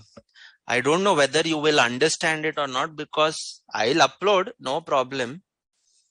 But all of this is there in that. Okay, so I'll upload it. Okay, no problem.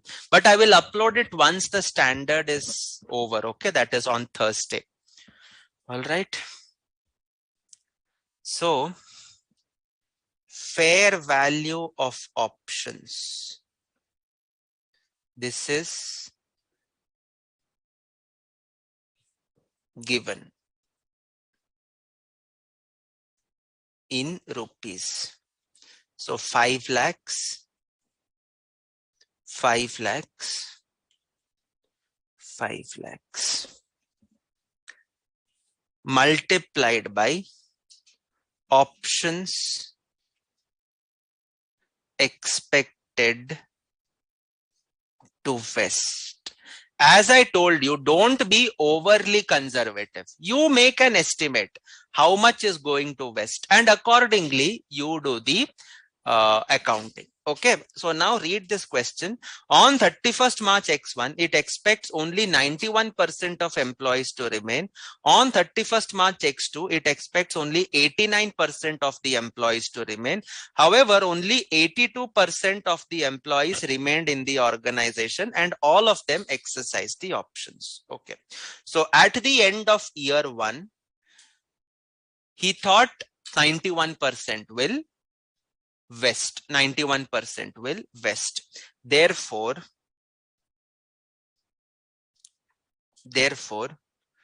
total EBE, employee benefit expense, is going to be how much? 5 lakhs into 91%. 5 lakhs into 91%.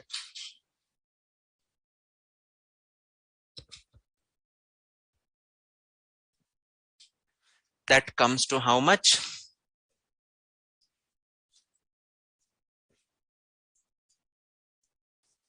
4,55,000. 4,55,000. This is the total EBE that is expected to be there for the entire 3-year period. But we are recording the expense for the first year only. So I will have to prorate it. So into pro rata 1/3. So EBE till date.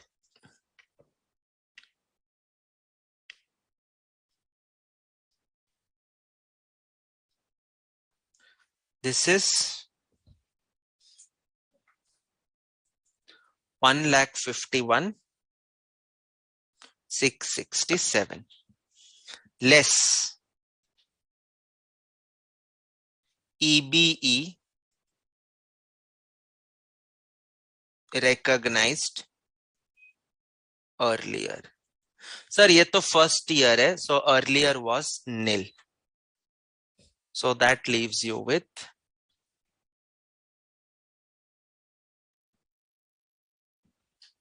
EBE for the year 1,51,667. 1,51,667. Is it clear, everyone? Yes. Now the second year, ABC on 31st March X2 expects only 89% of the employees to remain in employment. So it expects only 89%. 4,45,000. Again, this is the expenditure for a 3-year period, out of which 2 have passed by. Okay, so you think that total EBE is 4,45,000. 2 years are gone. So therefore it is 2 by 3. So that is 2,96,667. But out of 2,96,667, how much is already recognized? 1,51,667. 1,51,667. So 1,45,000. 1,45,000. Finally, only 82% it is vested in. So 5 lakhs into 82. 4,10,000. Now, though it is 3 by 3 because 3 years are done. This is the total expenditure till date. Till date, how much have you recognized? Sir, till date, we have recognized 2,96,667. 1,13,333. So employee benefit expense for the year is 2,96,667.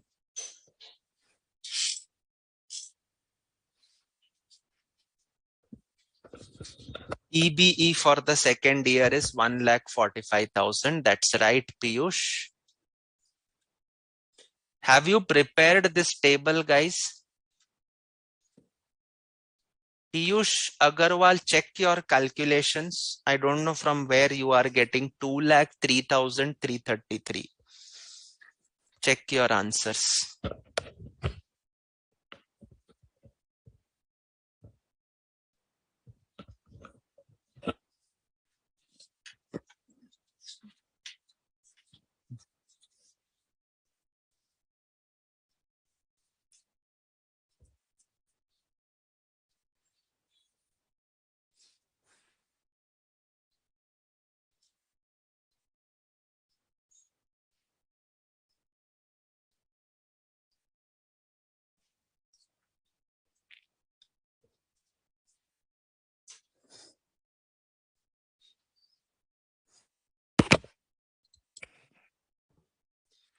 Yes. Yes, sir. Done. Okay. So that is done. Tanushri has confirmed. All right. So now this is the employee benefit expense to be recognized in each of the years. Now we will have to pass the journal entries. So the journal entries will look something like this. In the vesting period, you will be booking the expenses. So the entry will be employee benefit expense, which ultimately goes to the P&L account debit to, sir, what am I issuing? I am issuing options to acquire equity. So therefore, it goes to an account known as SBP reserve. And where this SBP reserve sits, sir, this sits in other equity. This sits in other equity. So the entry that you will pass each year is employee benefit expense account debit to SBP reserve. So this employee benefit expense, unless it is for the asset construction, it will go to the profit and loss account. So 1,51,667.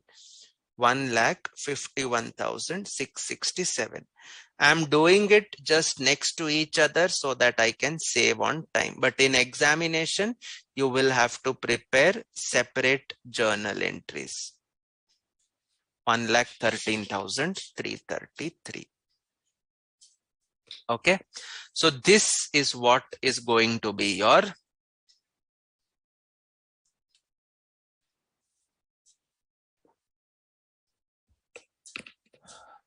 Namita. We discussed that it is a rebuttable presumption. I think you are talking about the fair value, right?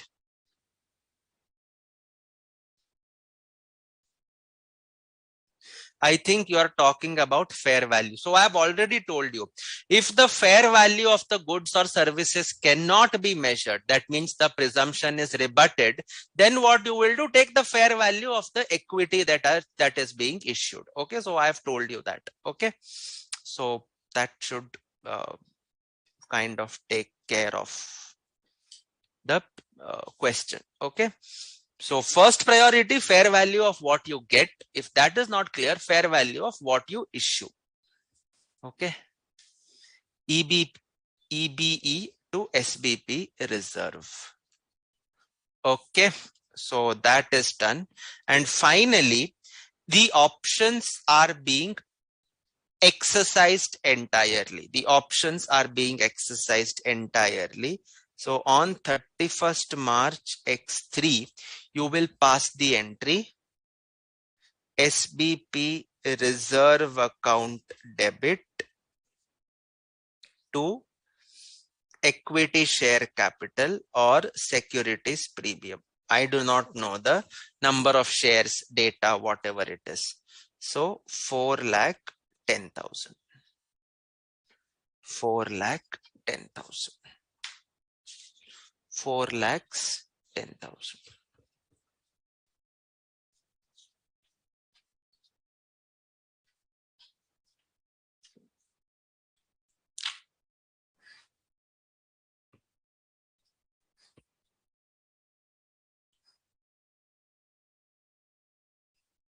$4,10,000.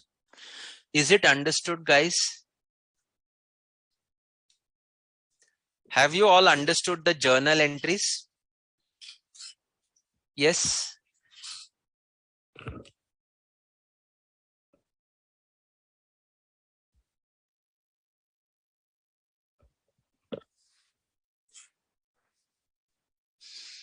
Have you understood the journal entries?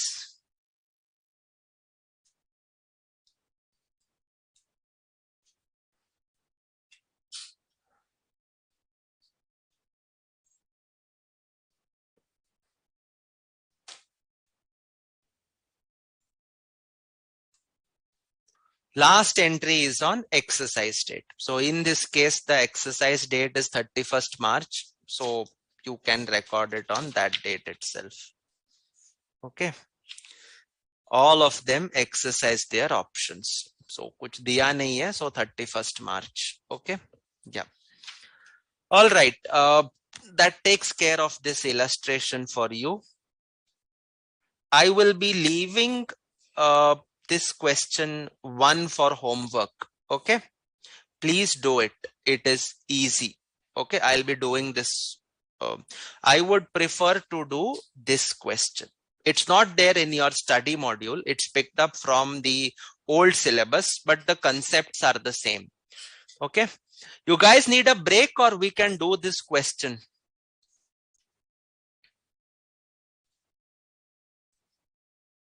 You guys need a break or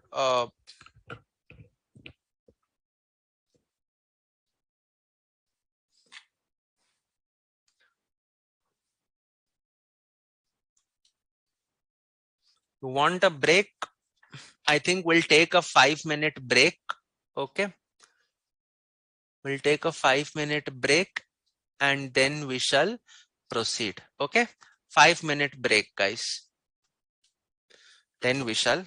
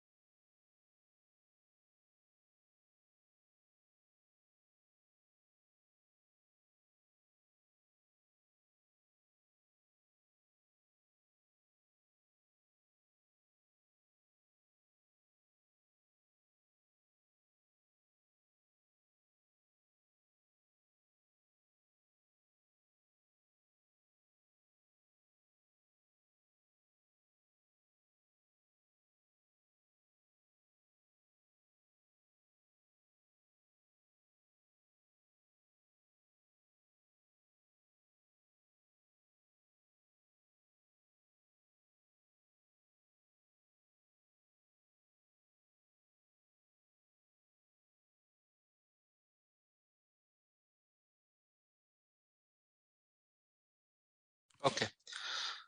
All right, guys. Welcome back.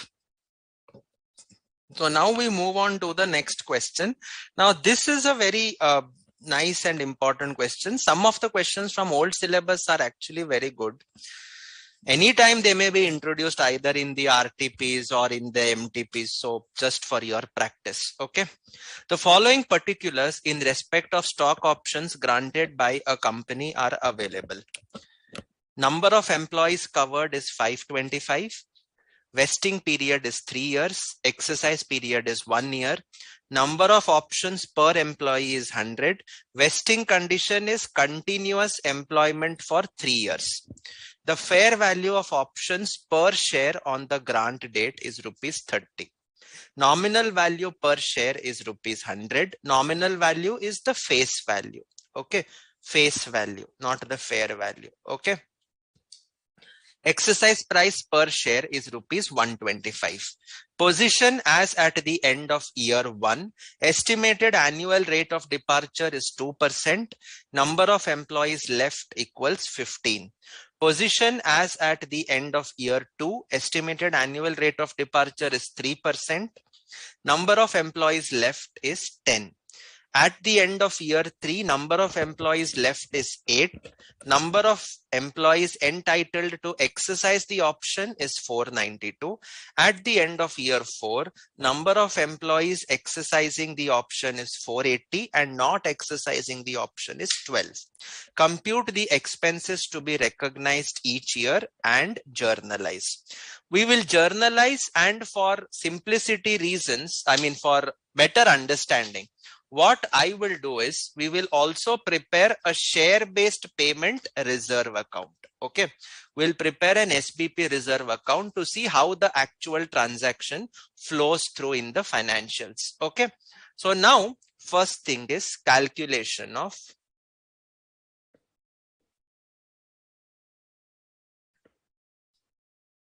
EBE. Calculation of EBE. Okay. How many years will we take? Well, the vesting period is 3 years. So 3 years. So year 1,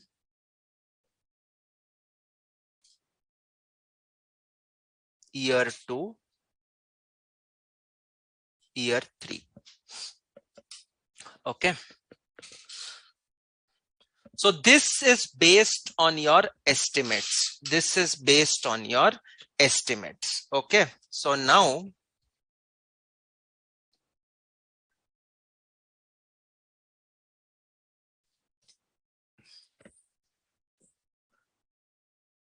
number of employees. See, totally 525 employees were covered by the ESOP. But what is the condition? 3 years continuous service. So 525, if they continued for 3 years, they will be getting the ESOP. But out of 525, at the end of year 1, 15 have left. So therefore, 525 minus 15. I am having 510 employees. Okay. So this is the opening number of employees at the beginning. Okay. Out of this 510, how many left at the end of year 2? 10 employees. Matlab, these guys are not definitely going to get the options. So this gives you 500. And finally, in the last year, number of employees who left is 8. So 500 minus 8 is equal to 492. 500 minus 8 is equal to 492. But remember, I know these positions only at the end of each year. Okay. Now when I have to do the accounting and identification of EBE for the first year, I will have to estimate how many employees will remain in the future. So annual forfeiture, 1 second please. Let this be A.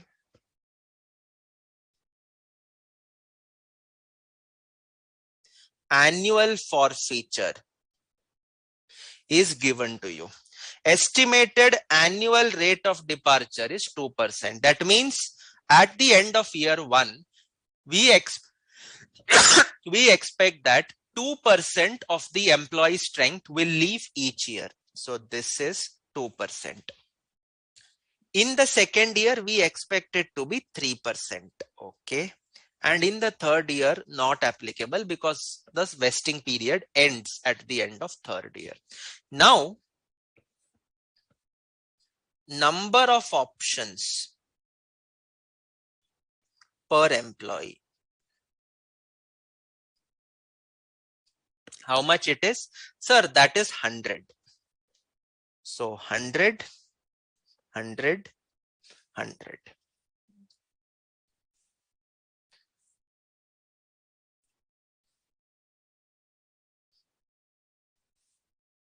Have they given the fair value on the grant date? Yes.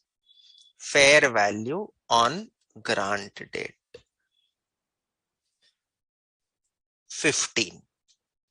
Sorry, 30. My mistake. It is 30. 30, 30. This is in rupees. E. If annual forfeiture is 2%, annual retention will be 98%, right? So annual retention 98% for the first year, 97% for the second year. Third year is not applicable. So now with this data, total EBE in rupees. This is going to be number of employees, that is A, multiplied by number of options per employee, multiplied by grant date, fair value, multiplied by annual retention. So it is going to be A multiplied by C multiplied by D multiplied by E twice.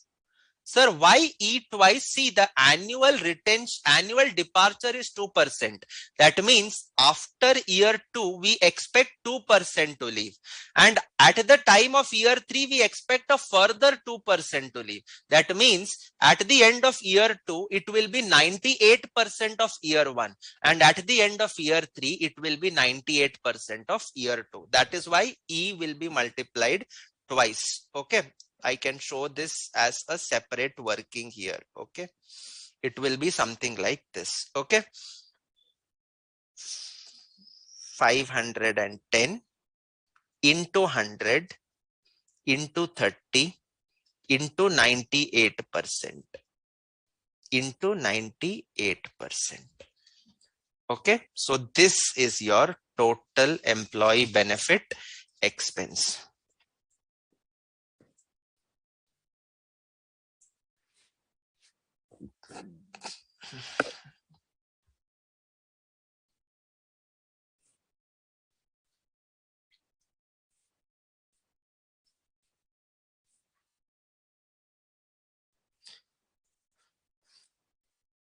Okay. Have you understood this calculation? Have you understood this calculation?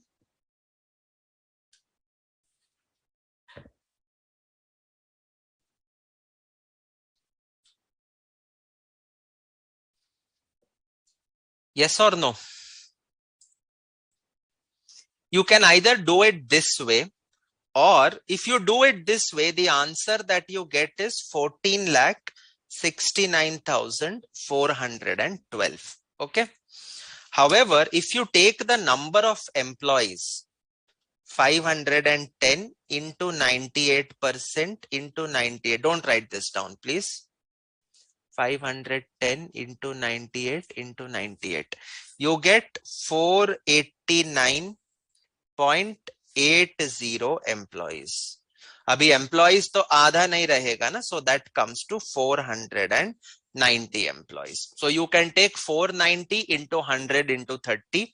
That point of time, it is going to be, if you take this 490, it will be 490 into 100 into 30.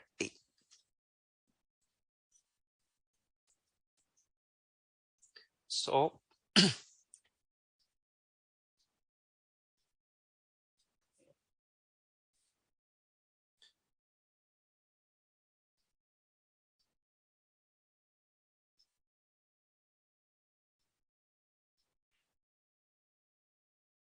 have you understood? Annual forfeiture means employees whom you expect will leave the organization. Forfeiture likha, 2%. Departure. I'm sorry, my mistake. It should be departure. Okay.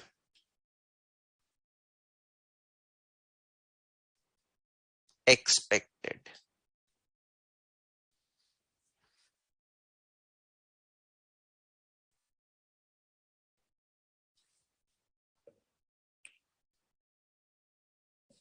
Have you understood this? Yes. Any doubt so far?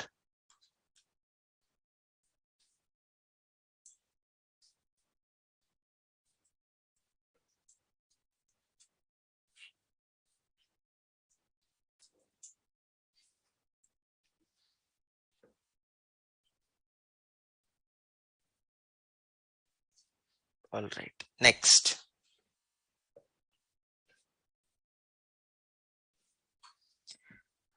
At the end of second year, you have 500 employees.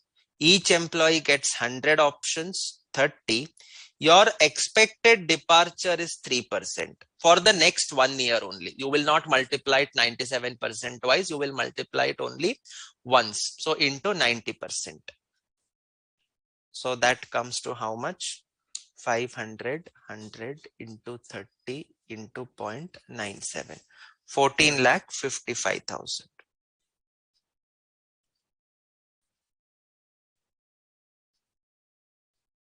$14,55,000. And in the third year, by calculation in the third year is straightforward. 492 options are vested. 492 employees into 100 into 30.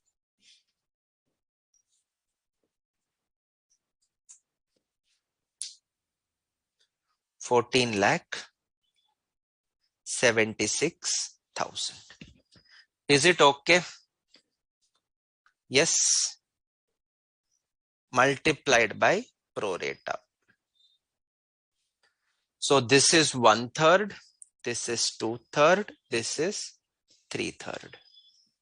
Can you explain again why 98% is taken and why 98% is multiplied twice? Okay, very simple. See, pay attention. Those of you who have a problem with understanding 2%, 98%, please understand. Year 1, I am having 525 employees. During the year, 15 left. So 510. This is actual employees. Actual employees. Now, you are thinking that 510 employees will not get all the options. There will be some employees who will leave the organization.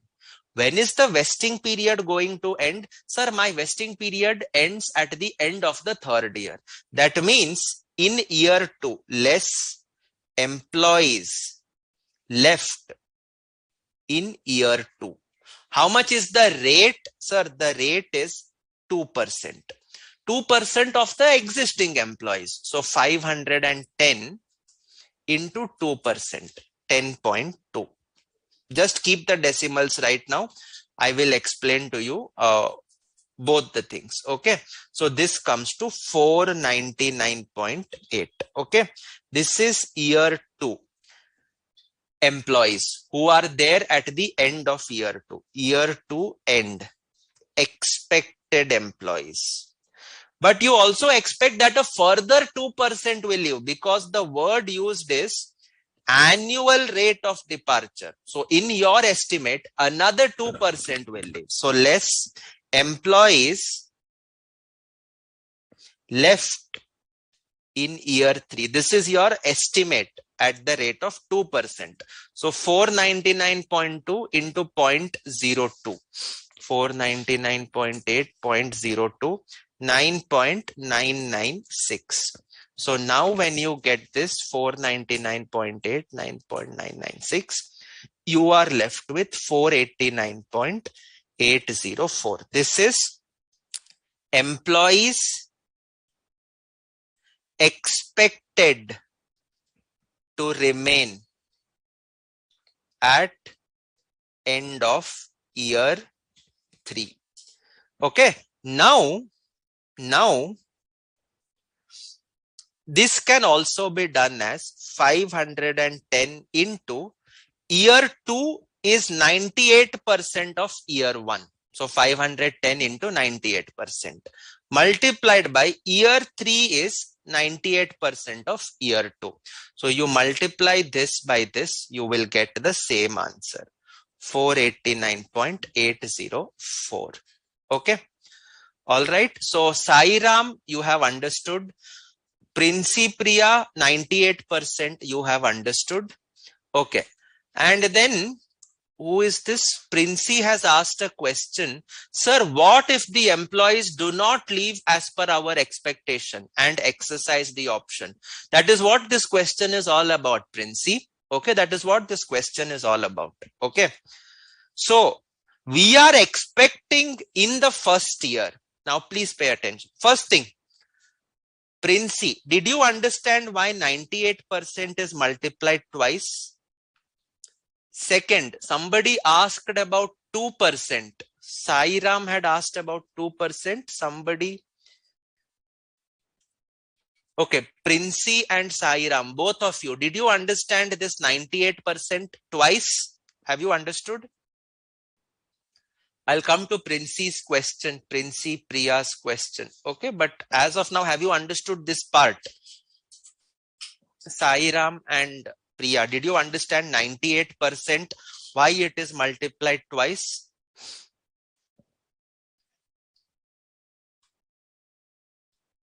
Please respond so I can continue further. Okay.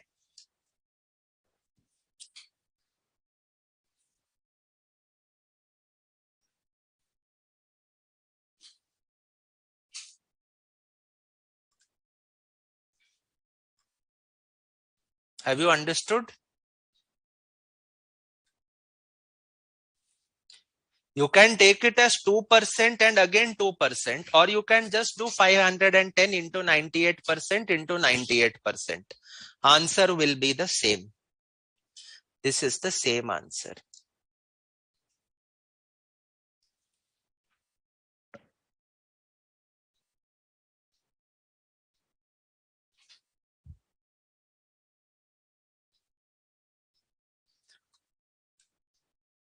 I'm coming to that. But have you understood this 98%?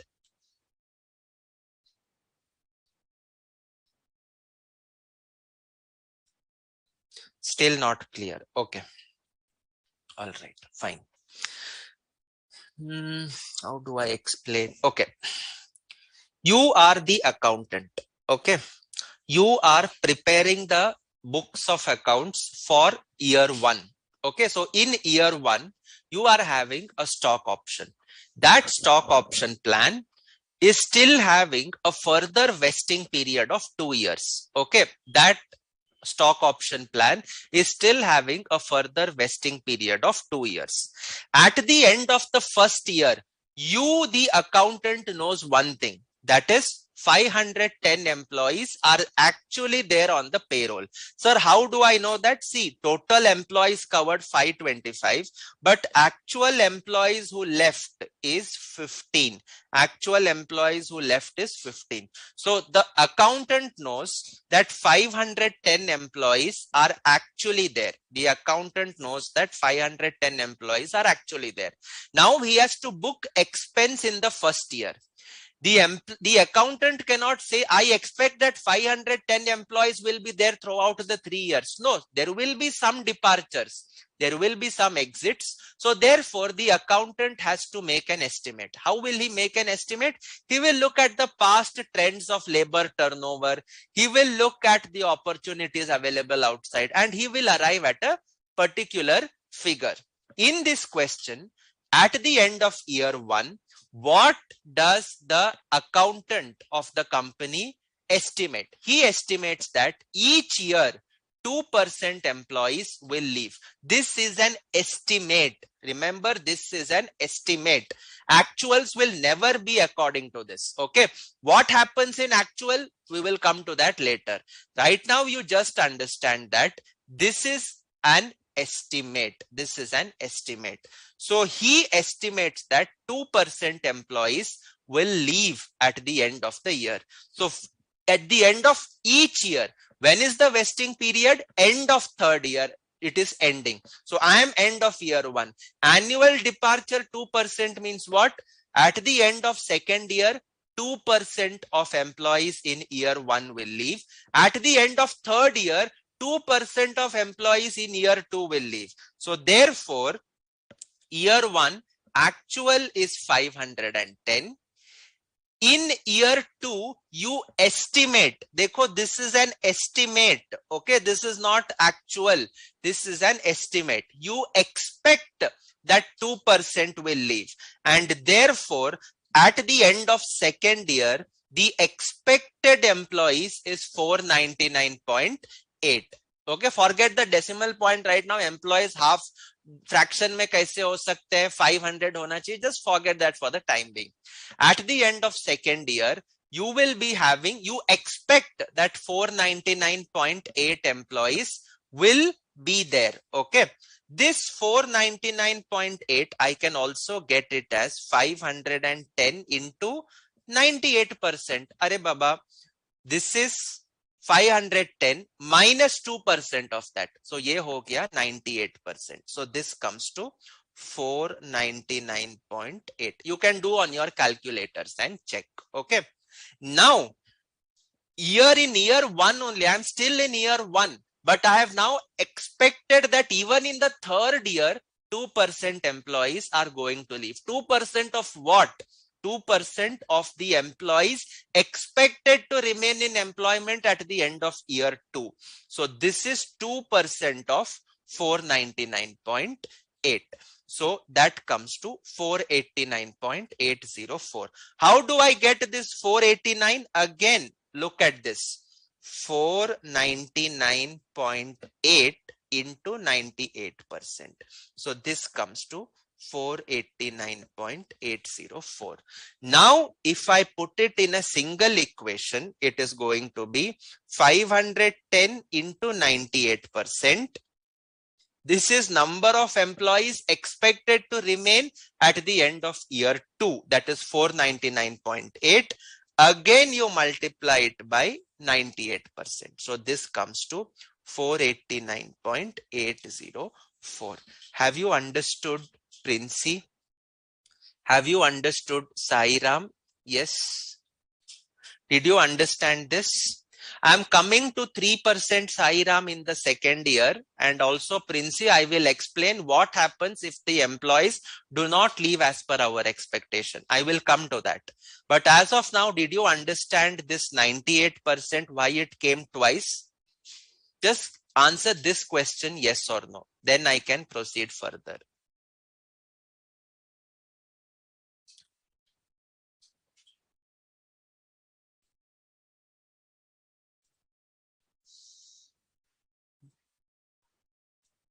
Got it. Okay, great. All right. Now, the next part. Okay. Sairam and Princey, just keep those two questions on hold. Okay. Now, you expect that your expenditure for the 3-year period will be 14,69,412. So, if you prorata it, this is the first year out of 3 years. So, 14,69,412 divided by 3. This comes to 4,80,000. 89,804. This is EBE till date rupees, less earlier recognized. Earlier recognized तो नहीं होगा because this is the first year, so it is 0. So EBE for the year, this is rupees 4,89,804. 4,89,804. Okay. And with this calculation, he closes the first year's books. Okay. He will pass the entry employee benefit expense account debit to SBP reserve 4,89,804, and he will close the books and prepare the balance sheet, P&L, everything he'll prepare and finish it off. Now he comes to the second year. Second year, the whole thing will continue as it is. But now you see 510 employees minus 2%. So he thought 499.8 employees will remain. But actually, in this case, estimates and actuals are almost tallying. But in the third year, it will not. Okay, so in the third year, it will not. Princey, your question will be addressed at the end of the third year regarding what happens if they do not go as per our expectations. Okay, now Sairam and others also. Okay, they asked the question, so I am addressing them. Now I am in year 2. In year 2, I have actually 500 employees. So year 2 end. How many employees are there? 510 minus 10, 500 employees. This is your actual position. ये कोई estimate नहीं है. This is not an estimate. This is your actual position. Now, out of 500 employees,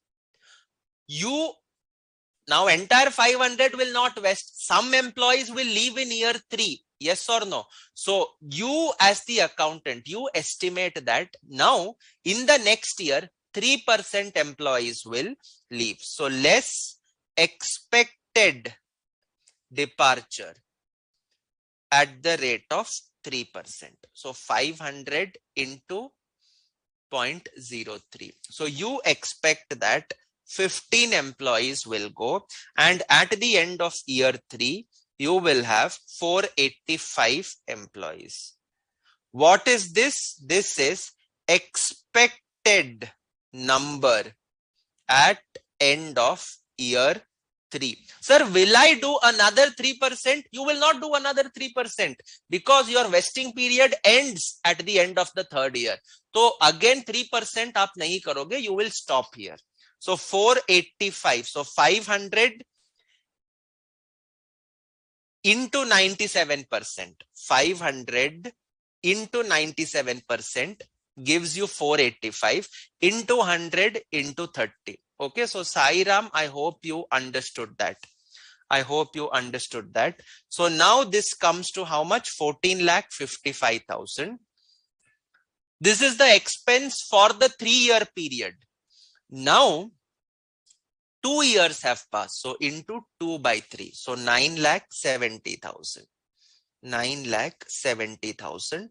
How much have you recognized earlier? Sir, I have recognized 4,89,804. So 9,70,000 minus 4,89,804. Piyush has given the right answer. EBE expenses 4,80,196. Sairam, did you understand that 3%? Did you understand that 3%? Yes, others. Vidula, Tanuja, Tanushri, sorry. Priya, Garg, Namita, Jay, Kritarth. Have you guys understood? Yes. Have you understood, Sai Ram? 3%, did you follow, beta?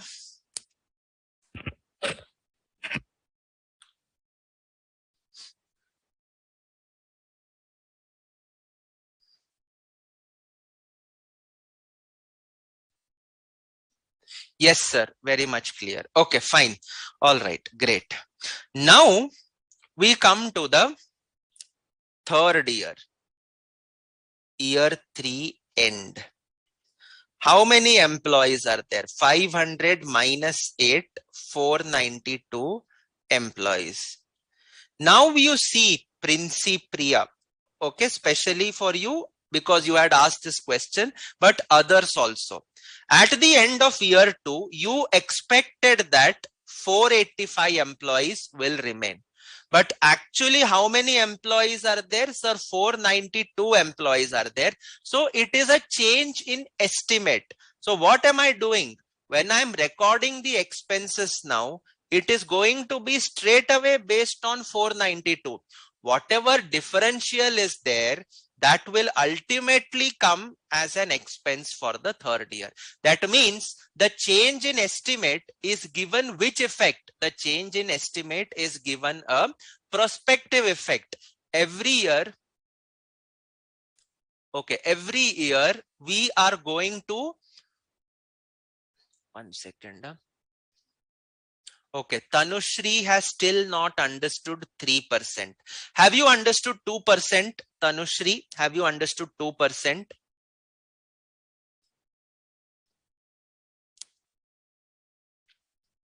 Have you understood 2%? First, give me that answer.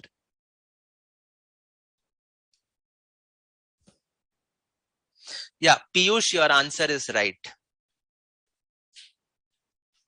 Piyush, your answer is right. Tanushri, did you understand 2%?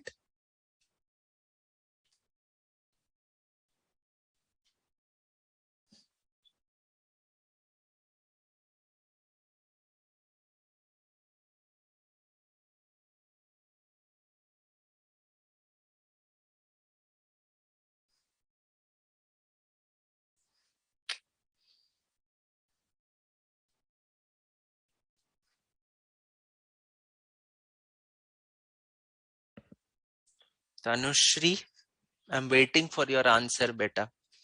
Yes.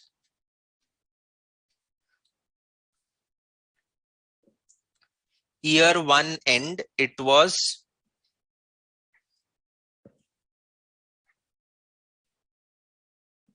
510 minus 2%, 10.2.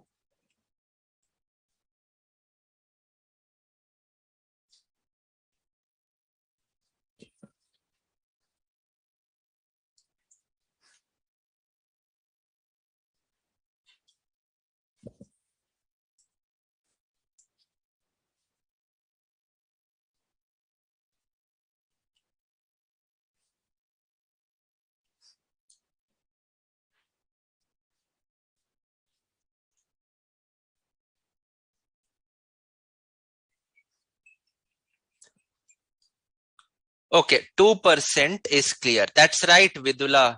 Okay, that's right, 5,06,000. Okay, now see, Tanushri, so you have understood 2%.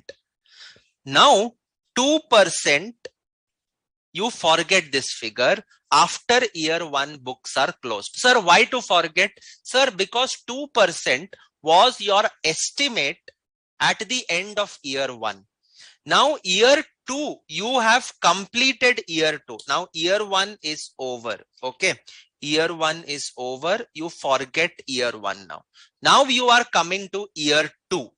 In year 2, at the end of year 2, you will have fresh information, right? You can make a fresh estimate. It's not necessary that you continue with the 2%. This 3% is a totally fresh estimate of the departures that will happen in the third year. You have to calculate EBE for the entire 3-year period. Please remember that. Okay. So at the end of year 2, you are having 500 employees. You expect that this out of 500, 3% will leave the organization in the third year. It is your expectation. I will tell you why you are getting confused. You are getting confused for two reasons. The first reason is you are looking at year 3 data also, and you are looking at year 1 data also. For the time being, you forget that there is any year 1 data. Okay, for the time being, you forget that there is any year 1 data. It is just year 2, and now you imagine, okay, now you imagine you went into this organization in the second year as an accountant, okay, and now you have to calculate the EBE. Do you necessarily have to take 2%? Answer is no. You can say, I have material on record which makes me believe that in the third year 3% of the staff is going to leave. 3% of which staff? Arey bhai, existing staff. Existing staff means which staff? The staff that is there on the payroll at the end of the second year. You went in the second year, you know 500 employees are there. You expect that 3% are going to leave. So therefore you take this 3%. This 3% has no relationship with the 2% of the earlier year. There is absolutely no relationship. They are two totally different estimates. The first accountant thought each year 2% will leave, and accordingly he estimated. You went in as the second accountant, you thought 3% will leave, and therefore you estimated 3% in the next year. Okay, so 3% for 1 year only. You have the number of employees at the end of year 2 actual. You want estimated employees at the end of year 3. So you will deduct 3%, which is expected number of employees who will leave. Expected. It is expected, not actual. So 15 you think will go. So expected number is 485 employees. But in reality, 15 did not go. In reality, see, you thought, आपने सोचा 15 जाएंगे. You thought 15 will leave, but actually how many left? Sir, only 8 have left. So what will you do the accounting based on now? This is for Principria's question. Sir, nothing wrong in that. You made an estimate. Estimates are bound to change in the future. So in that case, you replace the estimate with the facts. You replace the estimates with the facts. So instead of taking it as 15, we take 8. Bhai, jo hua so hua. What has happened has happened. You thought 485 employees will remain at the end of year 3. Not 485. Actually, 492 employees are there. Absolutely right. So 492 employees I will consider for my calculation. What is the nature of this change in estimate? What effect are we giving? Sir, we are giving what is known as a prospective effect. We are giving what is known as a prospective effect. Because see, I'm not changing any estimate of years 1 and 2. I'm giving the effect only in the third year. Is it okay? Yes. So this comes to 14,76,000. Tanushri, did you understand that 3% now? Did you understand 3%? Don't hesitate to ask. Okay. 5,06,000. All right. Many of you had already got this number. So Namita is right. Vidula is right. Piyush is right. Apologies for being slow, but once you understand this, you won't have any difficulty in the next year. Okay. Year 3 expense 5,06,000, Namita. I'm not sure how you got 4,78,000. Just check your answers. Tanushri, did you understand 3%? I need your answers.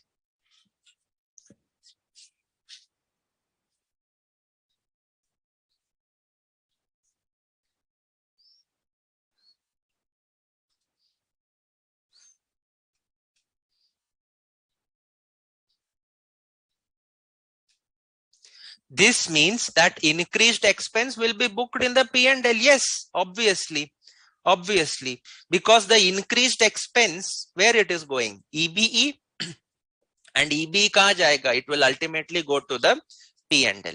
So no problem. It's not a prior period item. It is a change in accounting estimate. So it is going in the P&L. Okay.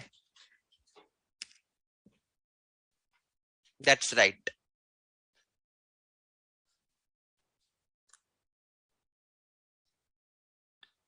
Thank you, Piyush. Sir, considering EBE notional expense, it will not be allowed till exercise year.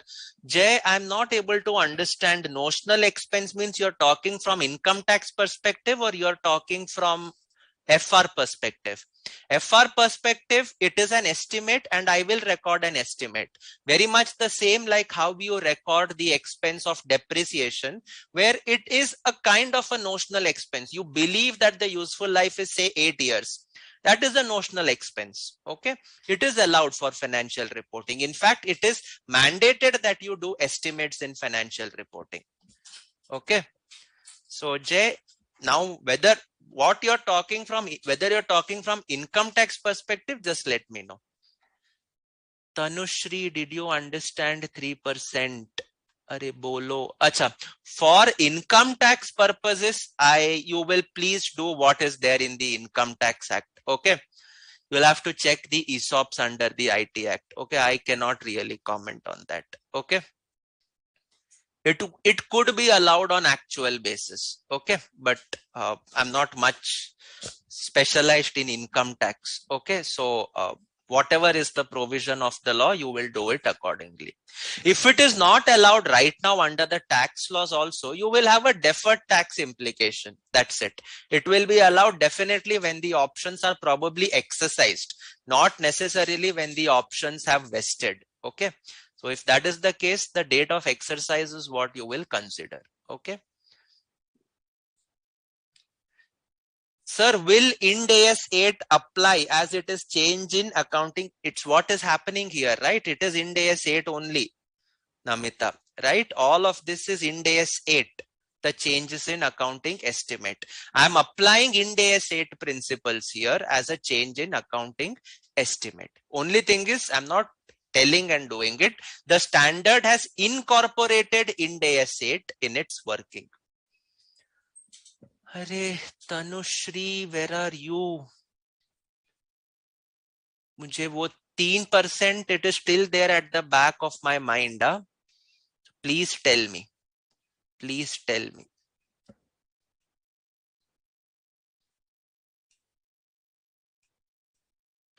Okay. So this is the expense every year. Okay. So now what other data is given? So we have recognized expenses in each year and we will have to give journal entries. We will have to give the journal entries. Okay, fine.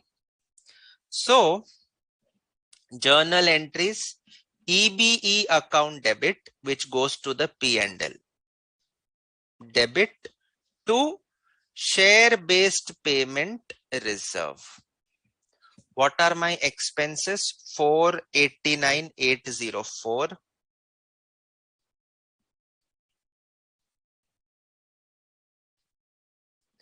480,196. And finally, it is 5,06,000. So this is year 1, year 2, year 3. Okay. So this Tanushri 3%, just go through beta if you're still not answering, Baba. I hope you are not stuck somewhere. Okay. All right. Now, ये हो गया मेरा EBE account debit to SBP reserve.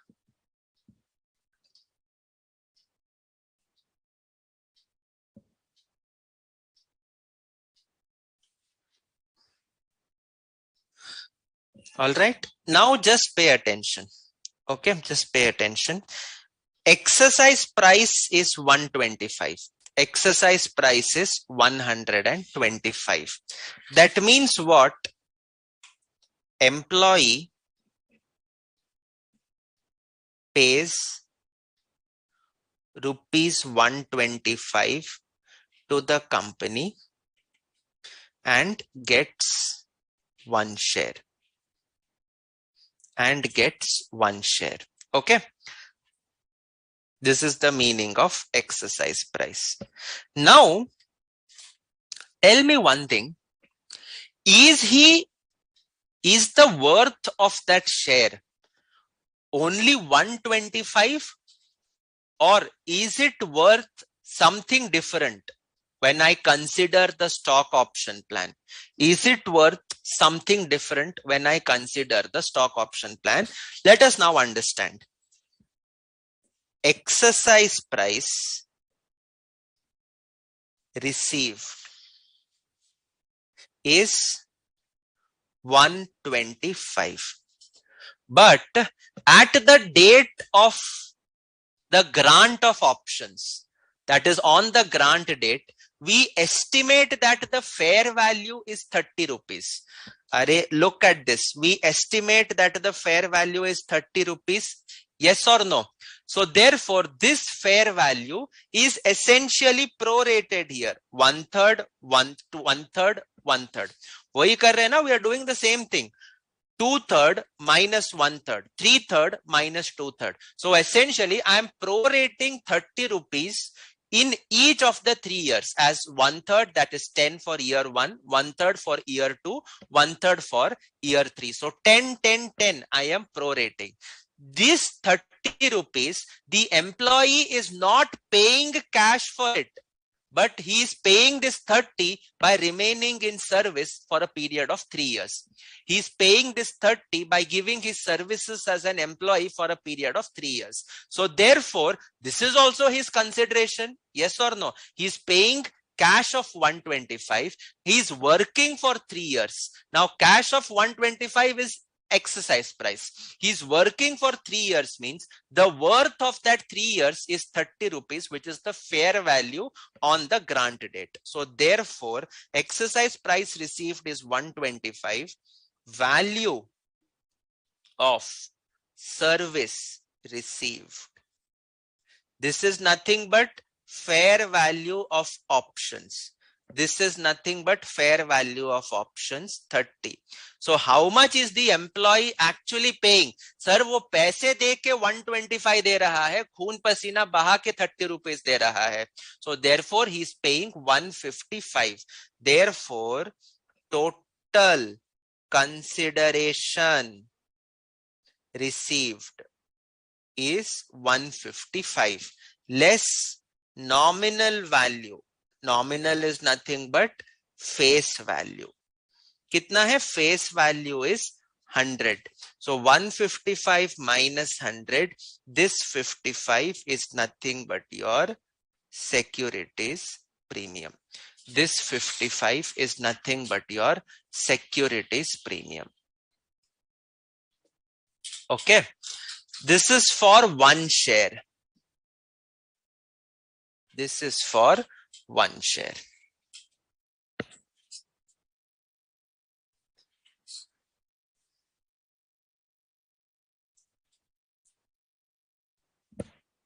Okay. Now, if you read the question, number of employees who have exercised the option is 480. Who have not exercised is 12. See, 492 is nothing but 480 plus 12. 480 have exercised, 12 have not exercised. Okay. So now, how do I do the accounting for exercise? For exercise. Dekho.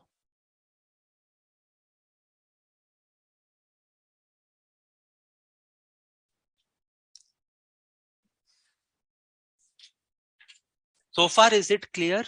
Any doubt so far, anyone? This 100, 125, 55, is it clear to everyone?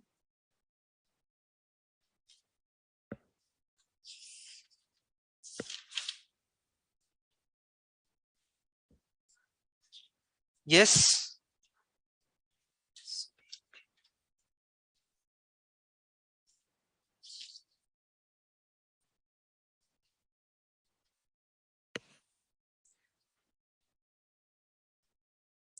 So far, is it clear?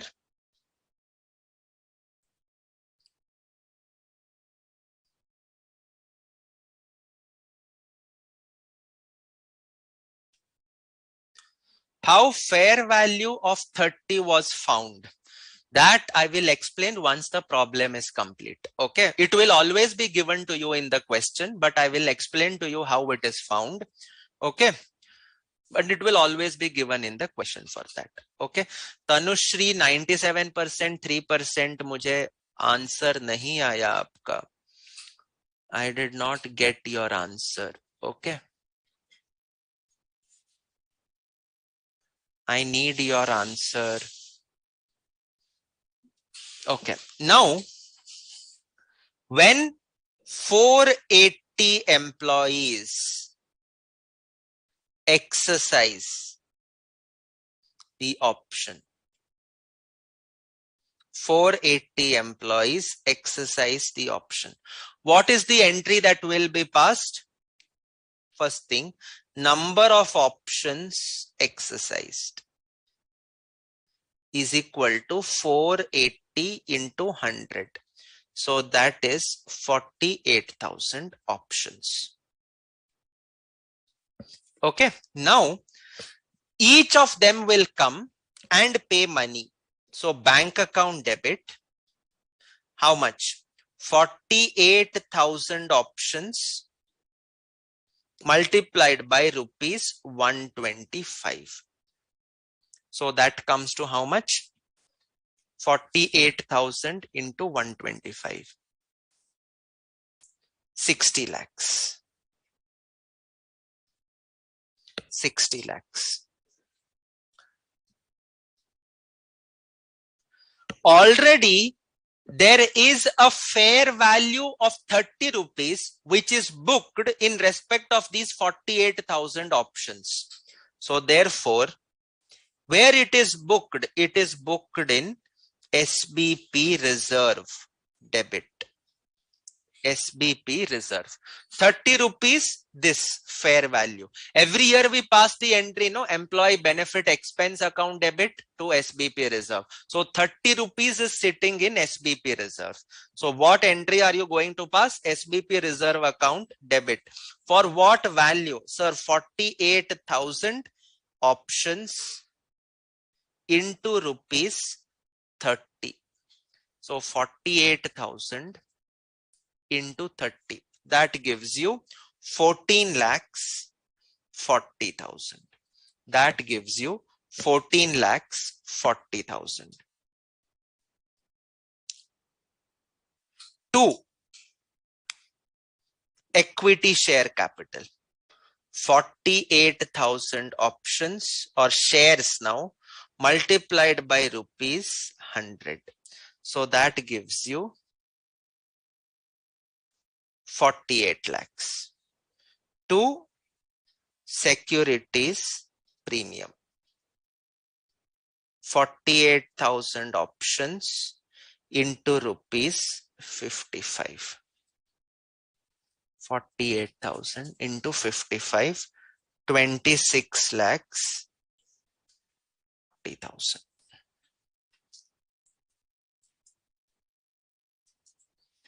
Okay, this is being 48,000 options exercised. 48,000 options exercised. 48,000 options exercised.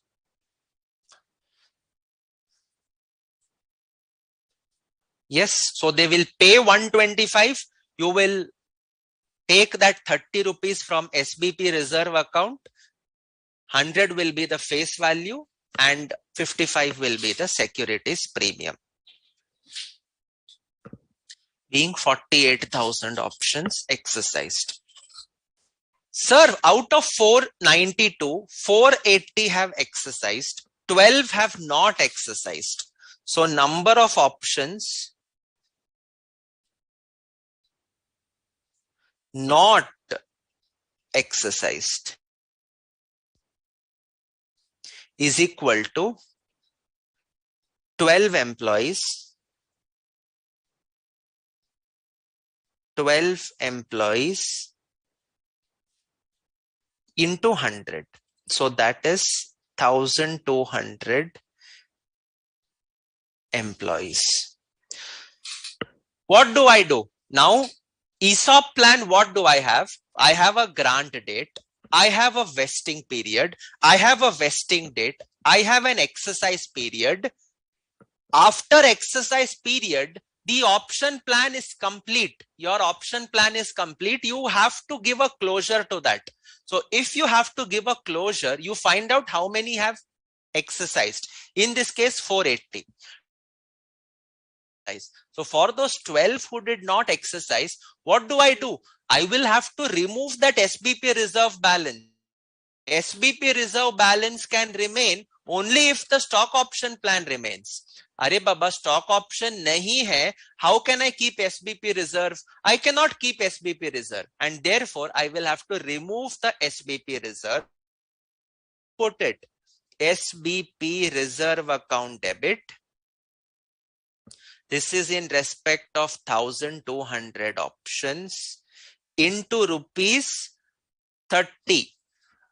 SBP reserve has 30 rupees each year, 10 rupees in the first year, 10 in the second, 10 in the third. So therefore 30 rupees. So 1200 into 30, this gives you 36,000. So SBP reserve account debit, and I will transfer it to retained earnings. I will transfer it to retained earnings, 36,000. Being 1200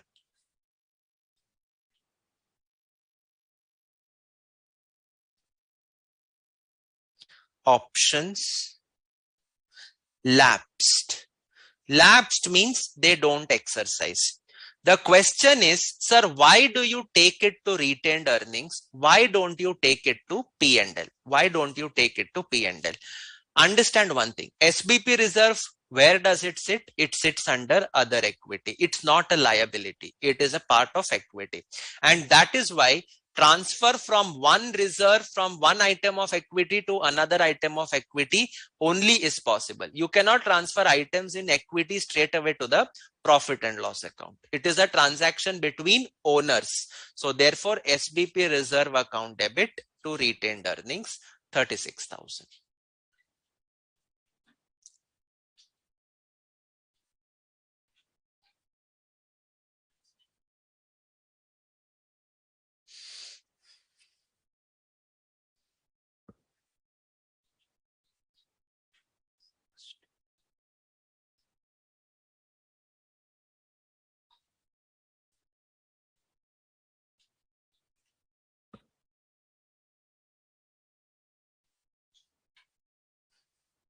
अरे are you guys even following? कभी कभी doubt आता है, तुम लोग सब इतने चुप बैठे हो.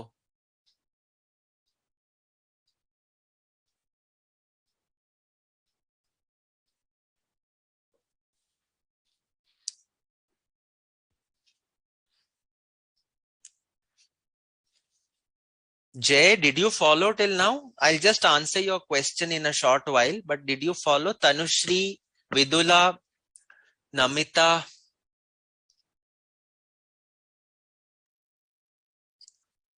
Sairam, Kritarth, Priya. Have you understood? And Priya Garg, if she is there. Why retained earnings and not P&L? See, you have employees. To these employees, you are giving stock options. That means what? You are ultimately making them shareholders. When you are ultimately making them shareholders, what account are you crediting? We are crediting SBP reserve. SBP reserve, where does this go? This goes under other equity. Once I finish this question, I should close the chapter. Okay, we are running very, very slow. I have a lot of fear as to how much I can complete in the next session. Okay. If you permit, I would like to extend the class a little bit, but we are running quite slow. Okay. Now see, this is other equity. Okay. Now this other equity is like an item which is there in your reserves and surplus. Okay. Between items in the reserves and surplus, you do not bring those items back into the equity, into the P&L. Okay. You do not bring those items back into the P&L. If at all a reserve is utilized, if at all the purpose for which a reserve was created is over, that reserve will ultimately be shifted to the general reserve, or it will ultimately be shifted to the what you can say, it will ultimately be shifted to retained earnings or general reserve, whatever it is, or surplus, that is the balance in the statement of profit and loss. But it will never come back to the P&L account, because this is a transaction between owners. It is like saying, suppose you admit a new partner, suppose you plan on admitting a new partner, and that new partner has certain adjustments relating to the partnership, whether it could be goodwill or whether it could be pertaining to assets of the firm, whatever it is routed through the partner's capital accounts. It does not come through the P&L account, never. Okay, so this is something like that. You will not have SBP reserve moving to the P&L account. You will not have that. It has to go to the retained earnings. Okay. All right. Now let us just prepare an SBP reserve account. SBP reserve account.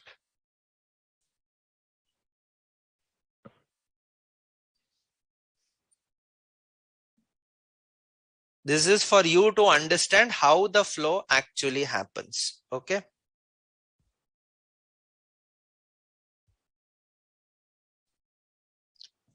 All right. So year 1,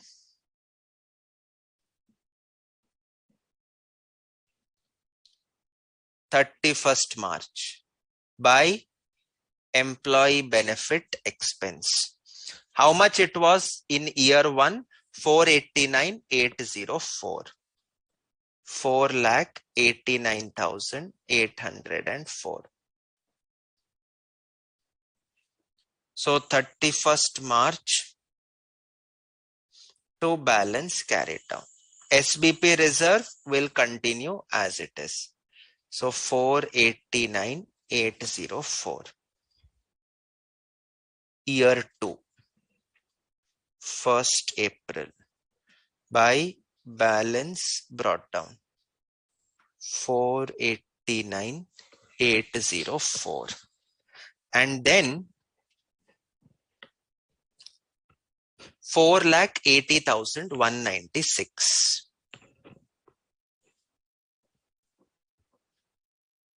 by EBE, 4,80,196. So 31st March to balance carried down, 489,804, 480,196, 9,70,000. 9,70,000. Okay. Year 3, 1st April, by balance brought down, 9,70,000. 31st March by EBE. कितना था? What was the EBE? 5,06,000.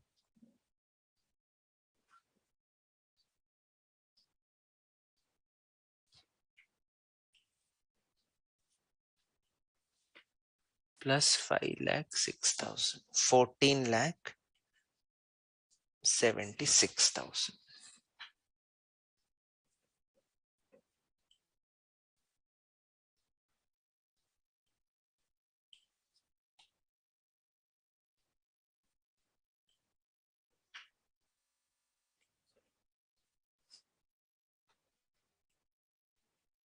to balance carried down 14,76,000. Year 4, 1st April by balance brought down 14,76,000. How many exercised and how many have lapsed? This is the exercise entry. So SBP reserve 14 lakh 40. I will credit it by 60 lakhs and debit it with this amount. Okay. So therefore, post this please. 31st March by bank 60 lakhs.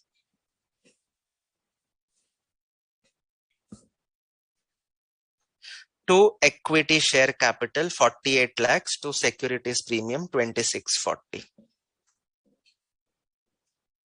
To equity share capital 48 lakhs, to securities premium 26 lakh 40, and then to retained earnings. To retained earnings 36,000. And now if you total it up,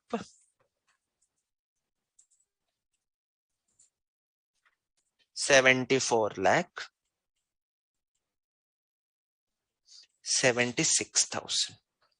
Your SBP reserve account tallies. In other words, there is no closing balance after the end of the stock option. After the end of the stock option plan. That is the vesting as well as the exercise. 74 lakh 76. Yes, that's right, Vidula. 74, 76. So this is how an employee stock option is recorded. This is how the stock option plan is recorded. Any option that is lapsed goes to the retained earnings. It will not go to the P&L because it is a transaction between owners. It is a transaction between owners. Okay. So that will go to the entity's retained earnings. Is it okay? Yes or no? Vidula has confirmed. Others, are you fine? Jay, did you understand?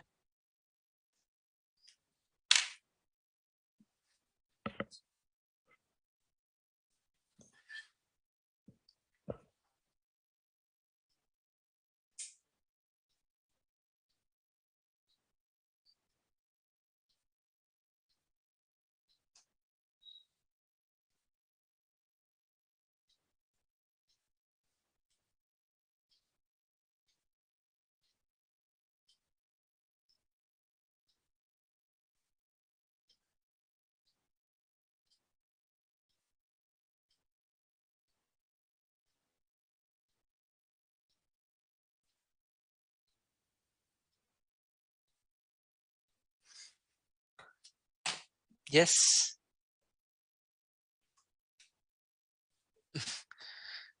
यार बड़े लोगों का नाम मत लो, डर लगता है. SBP reserve account is cleared. Yes, it has to at the end of every stock option plan. You cannot have SBP reserve. देखो सीधी सी, it's as clear as this.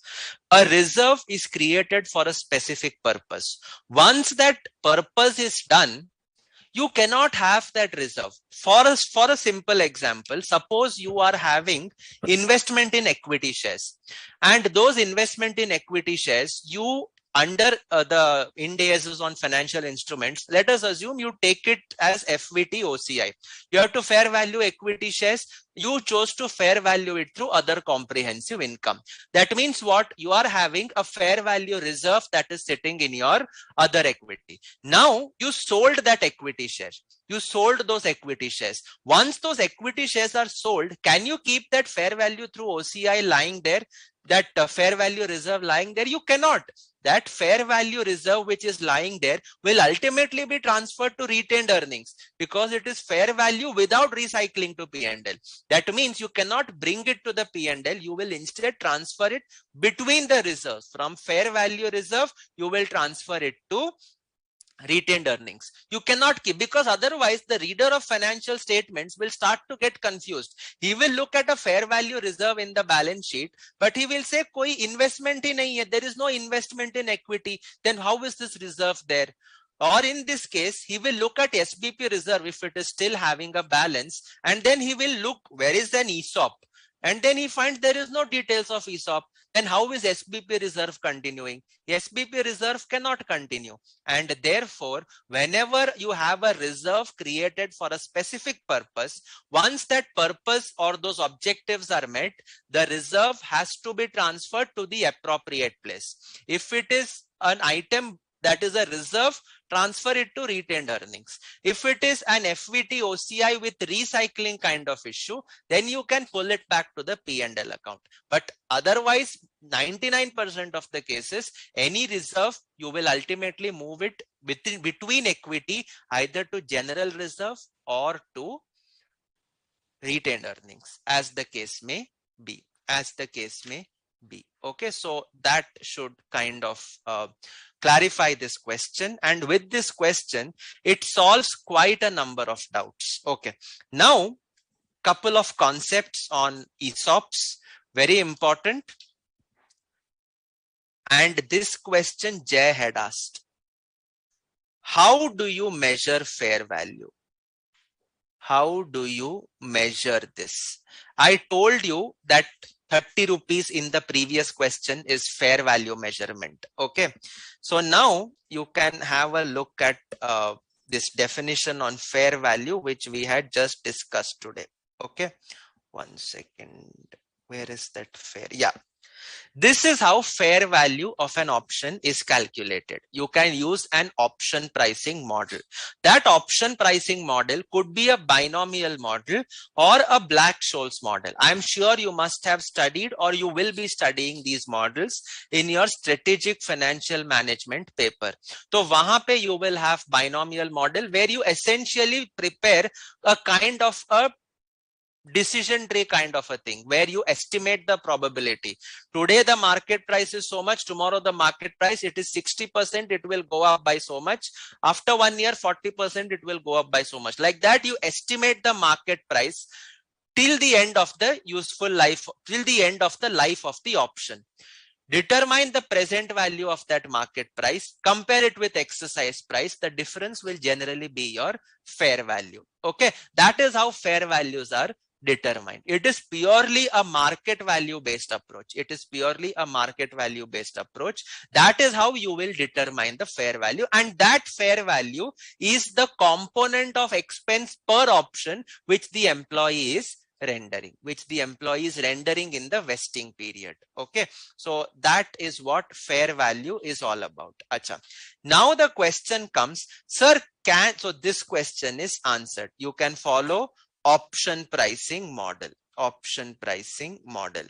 If there is a tradable option in the market with similar terms, everything like yours, you can take the observable input and do the valuation. But ultimately the thing is, it is based on some valuation. Okay, some valuation. Now the question is, sir, I am having fair value on grant date. Okay, that is in our example, it was 1st April year 1.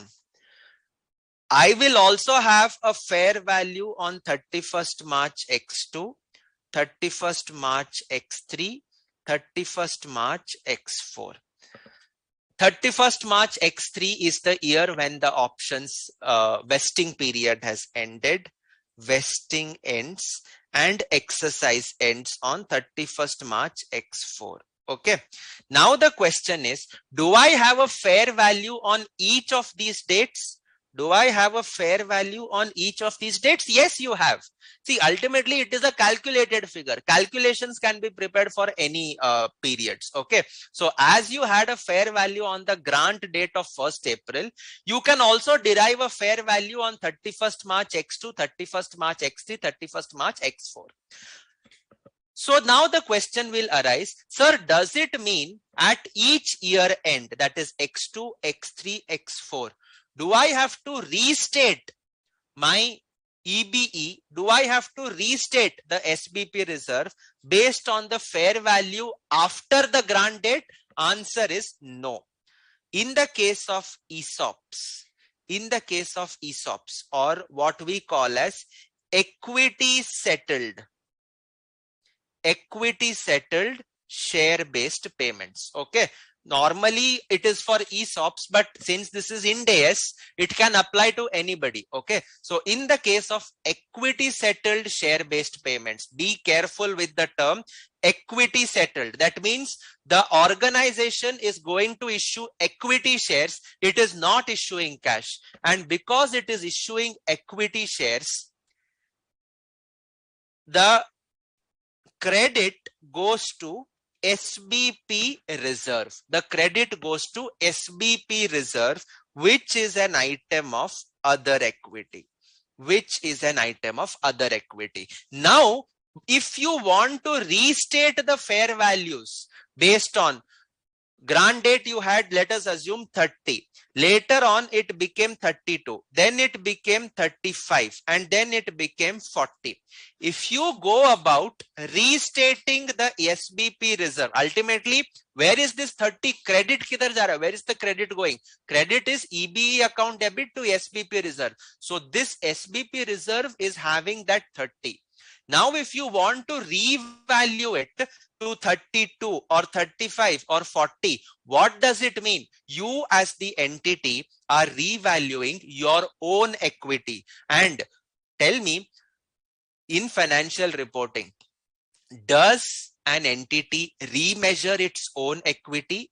Does an entity remeasure its own equity? For example, Reliance Industries Limited, its shares are traded on the market. Open up Reliance Industries Limited's balance sheet and look at equity share capital.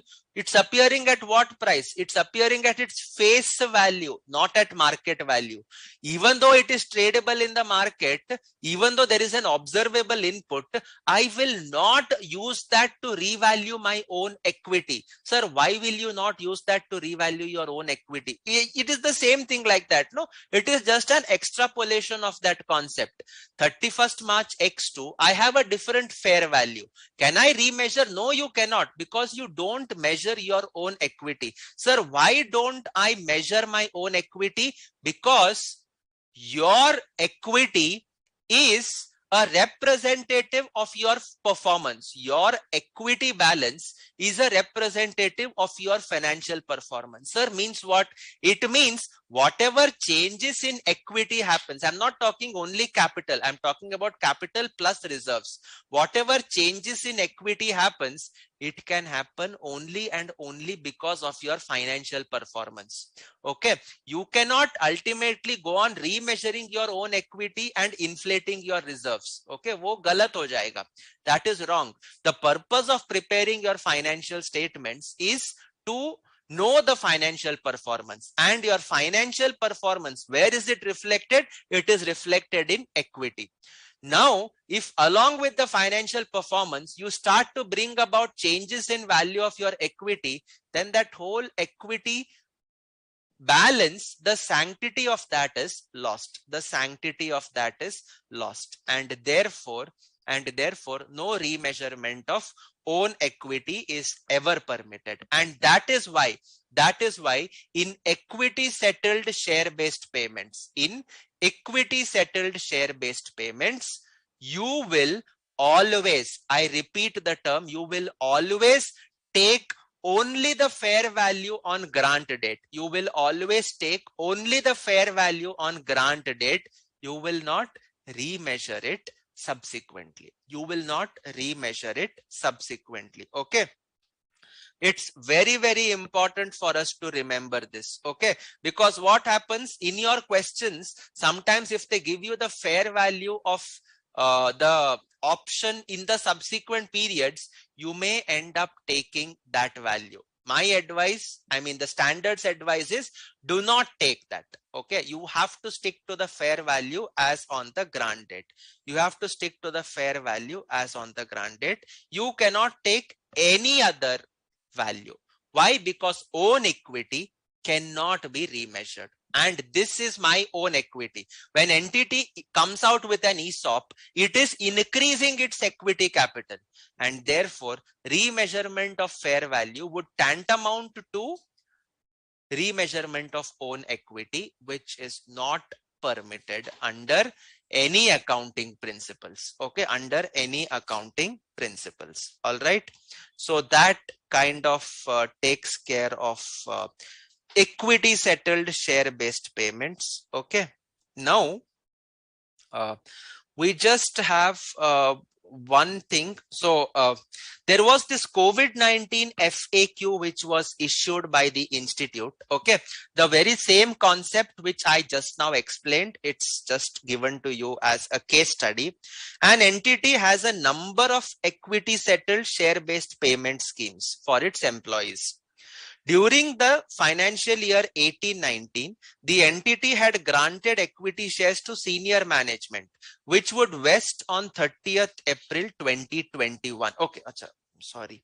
Ye kya hai? This is based on market price. Okay, this is one concept which we'll do tomorrow. I'm sorry. I cannot explain this right now. I will explain it tomorrow. But just remember, options cannot be remeasured. Options cannot be remeasured. Okay, so just remember that.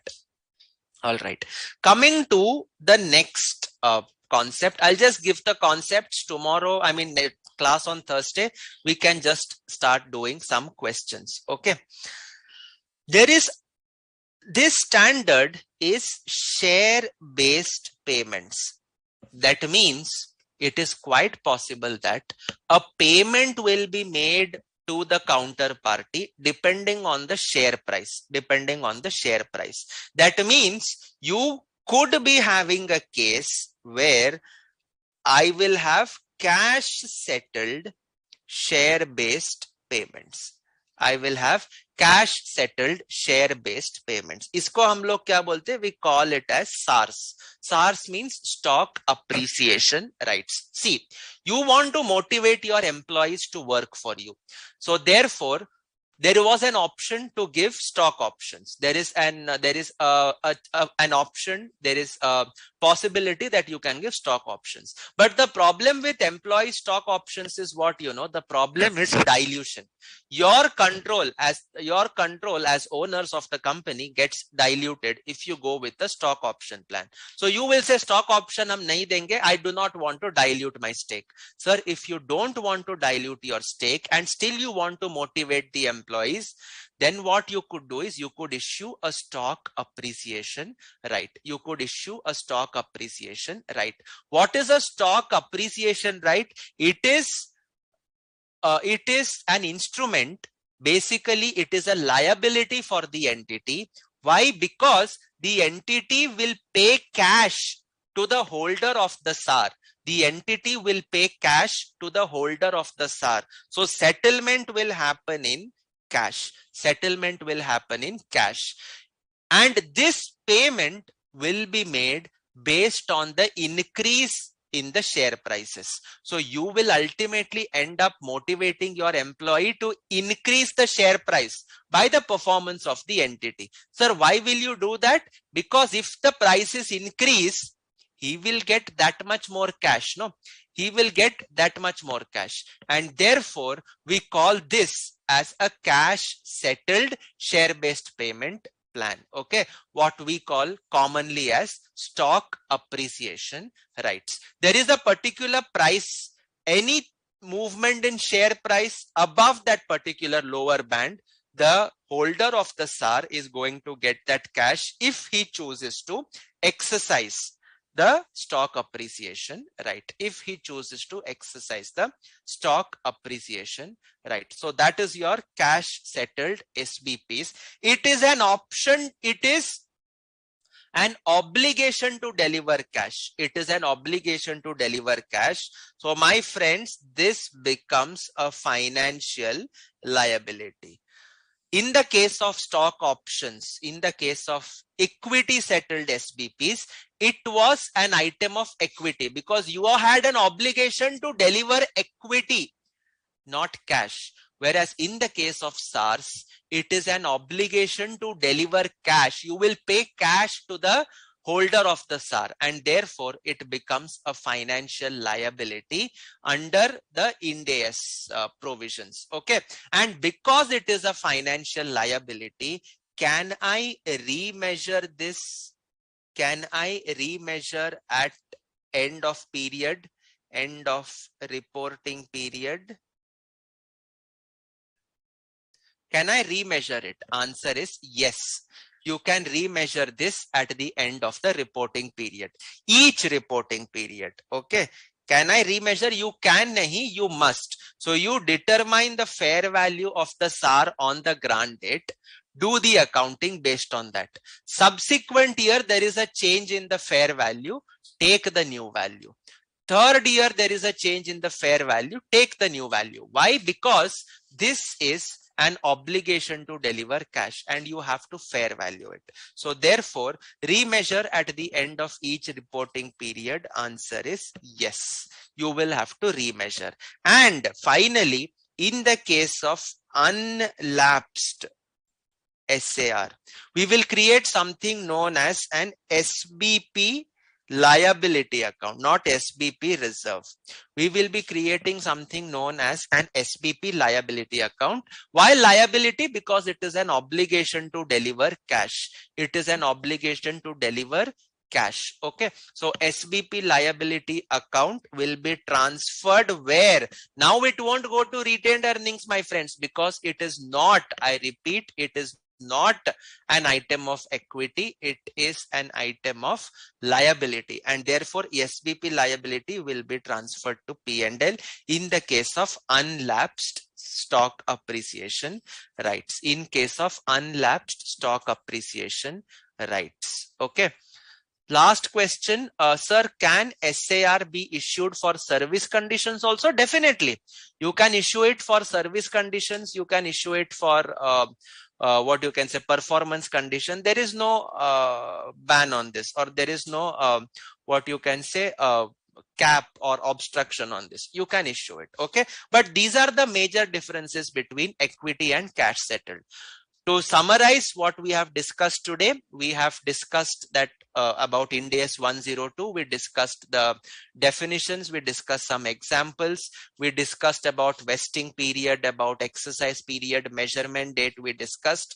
We did a couple of questions where we saw the entries that will be passed in the exercise period, the entries that will be passed in the vesting period. We also saw the distinction between share-based, share-settled, equity-settled share-based payments and cash-settled share-based payments. Equity-settled, you are not permitted to revalue because that would tantamount to revaluation of own equity. SBP reserve balance on unlapsed options will ultimately be transferred to retained earnings. In the case of cash-settled SBPs, which is SARS, you will ultimately have to pay cash, so it becomes a financial liability, and therefore remeasuring at the end of each reporting period becomes mandatory. Okay, unlapsed stock appreciation right. In the case of option, SBP reserve was transferred to other retained earnings, whereas in this case, SBP liability is transferred to the P&L. Okay, is transferred to the P&L. Okay, so that is the major difference. Are SARs settled on fair value basis? Yes. More question on SARs, we will be discussing it on Thursday. We have practical questions.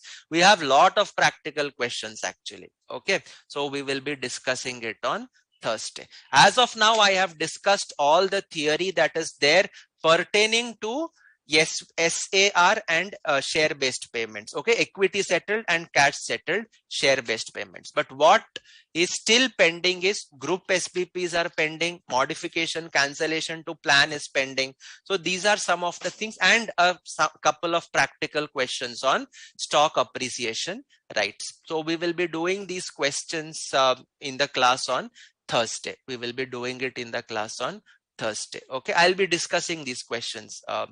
Jay. Okay, so as of now, we close the session. See you guys on Thursday.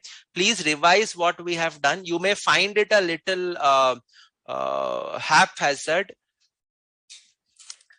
We'll do that in the question, Namita. You will transfer it to P&L when any stock appreciation right is not is lapsed, not exercised, and therefore it lapses. Okay, so we will discuss these with questions on Thursday. I would request you that please revise whatever we have done today, so that we will be able to be quick on Thursday. Okay, don't just come out and think that something new is being taught. No, it's not. Okay, so can I conclude the session, everyone? Yes, anybody has any doubts?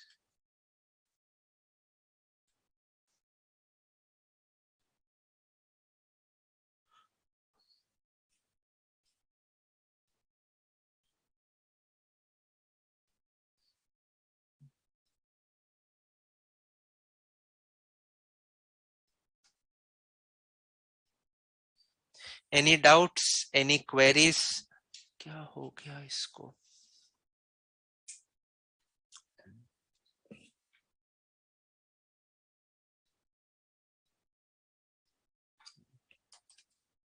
One second. Nisarga session चल रहा है ना?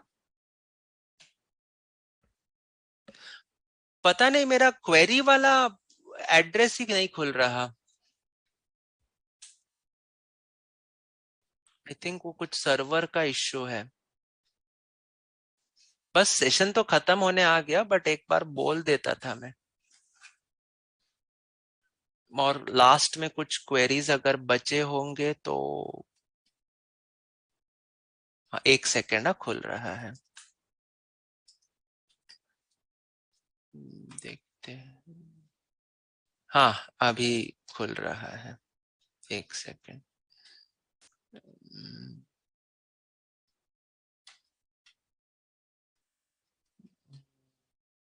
कोई queries ही नहीं आ रही है.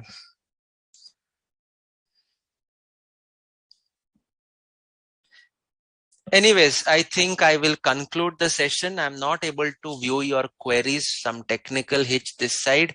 I will go through it later on, and please revise what we've done. We can continue the session on Thursday. Thursday is our last day for this standard. We should conclude it. Acha, aa gaya. We should conclude. Okay, thank you. Thank you everyone. Okay, see you guys. Bye bye. Take care. Nisarg.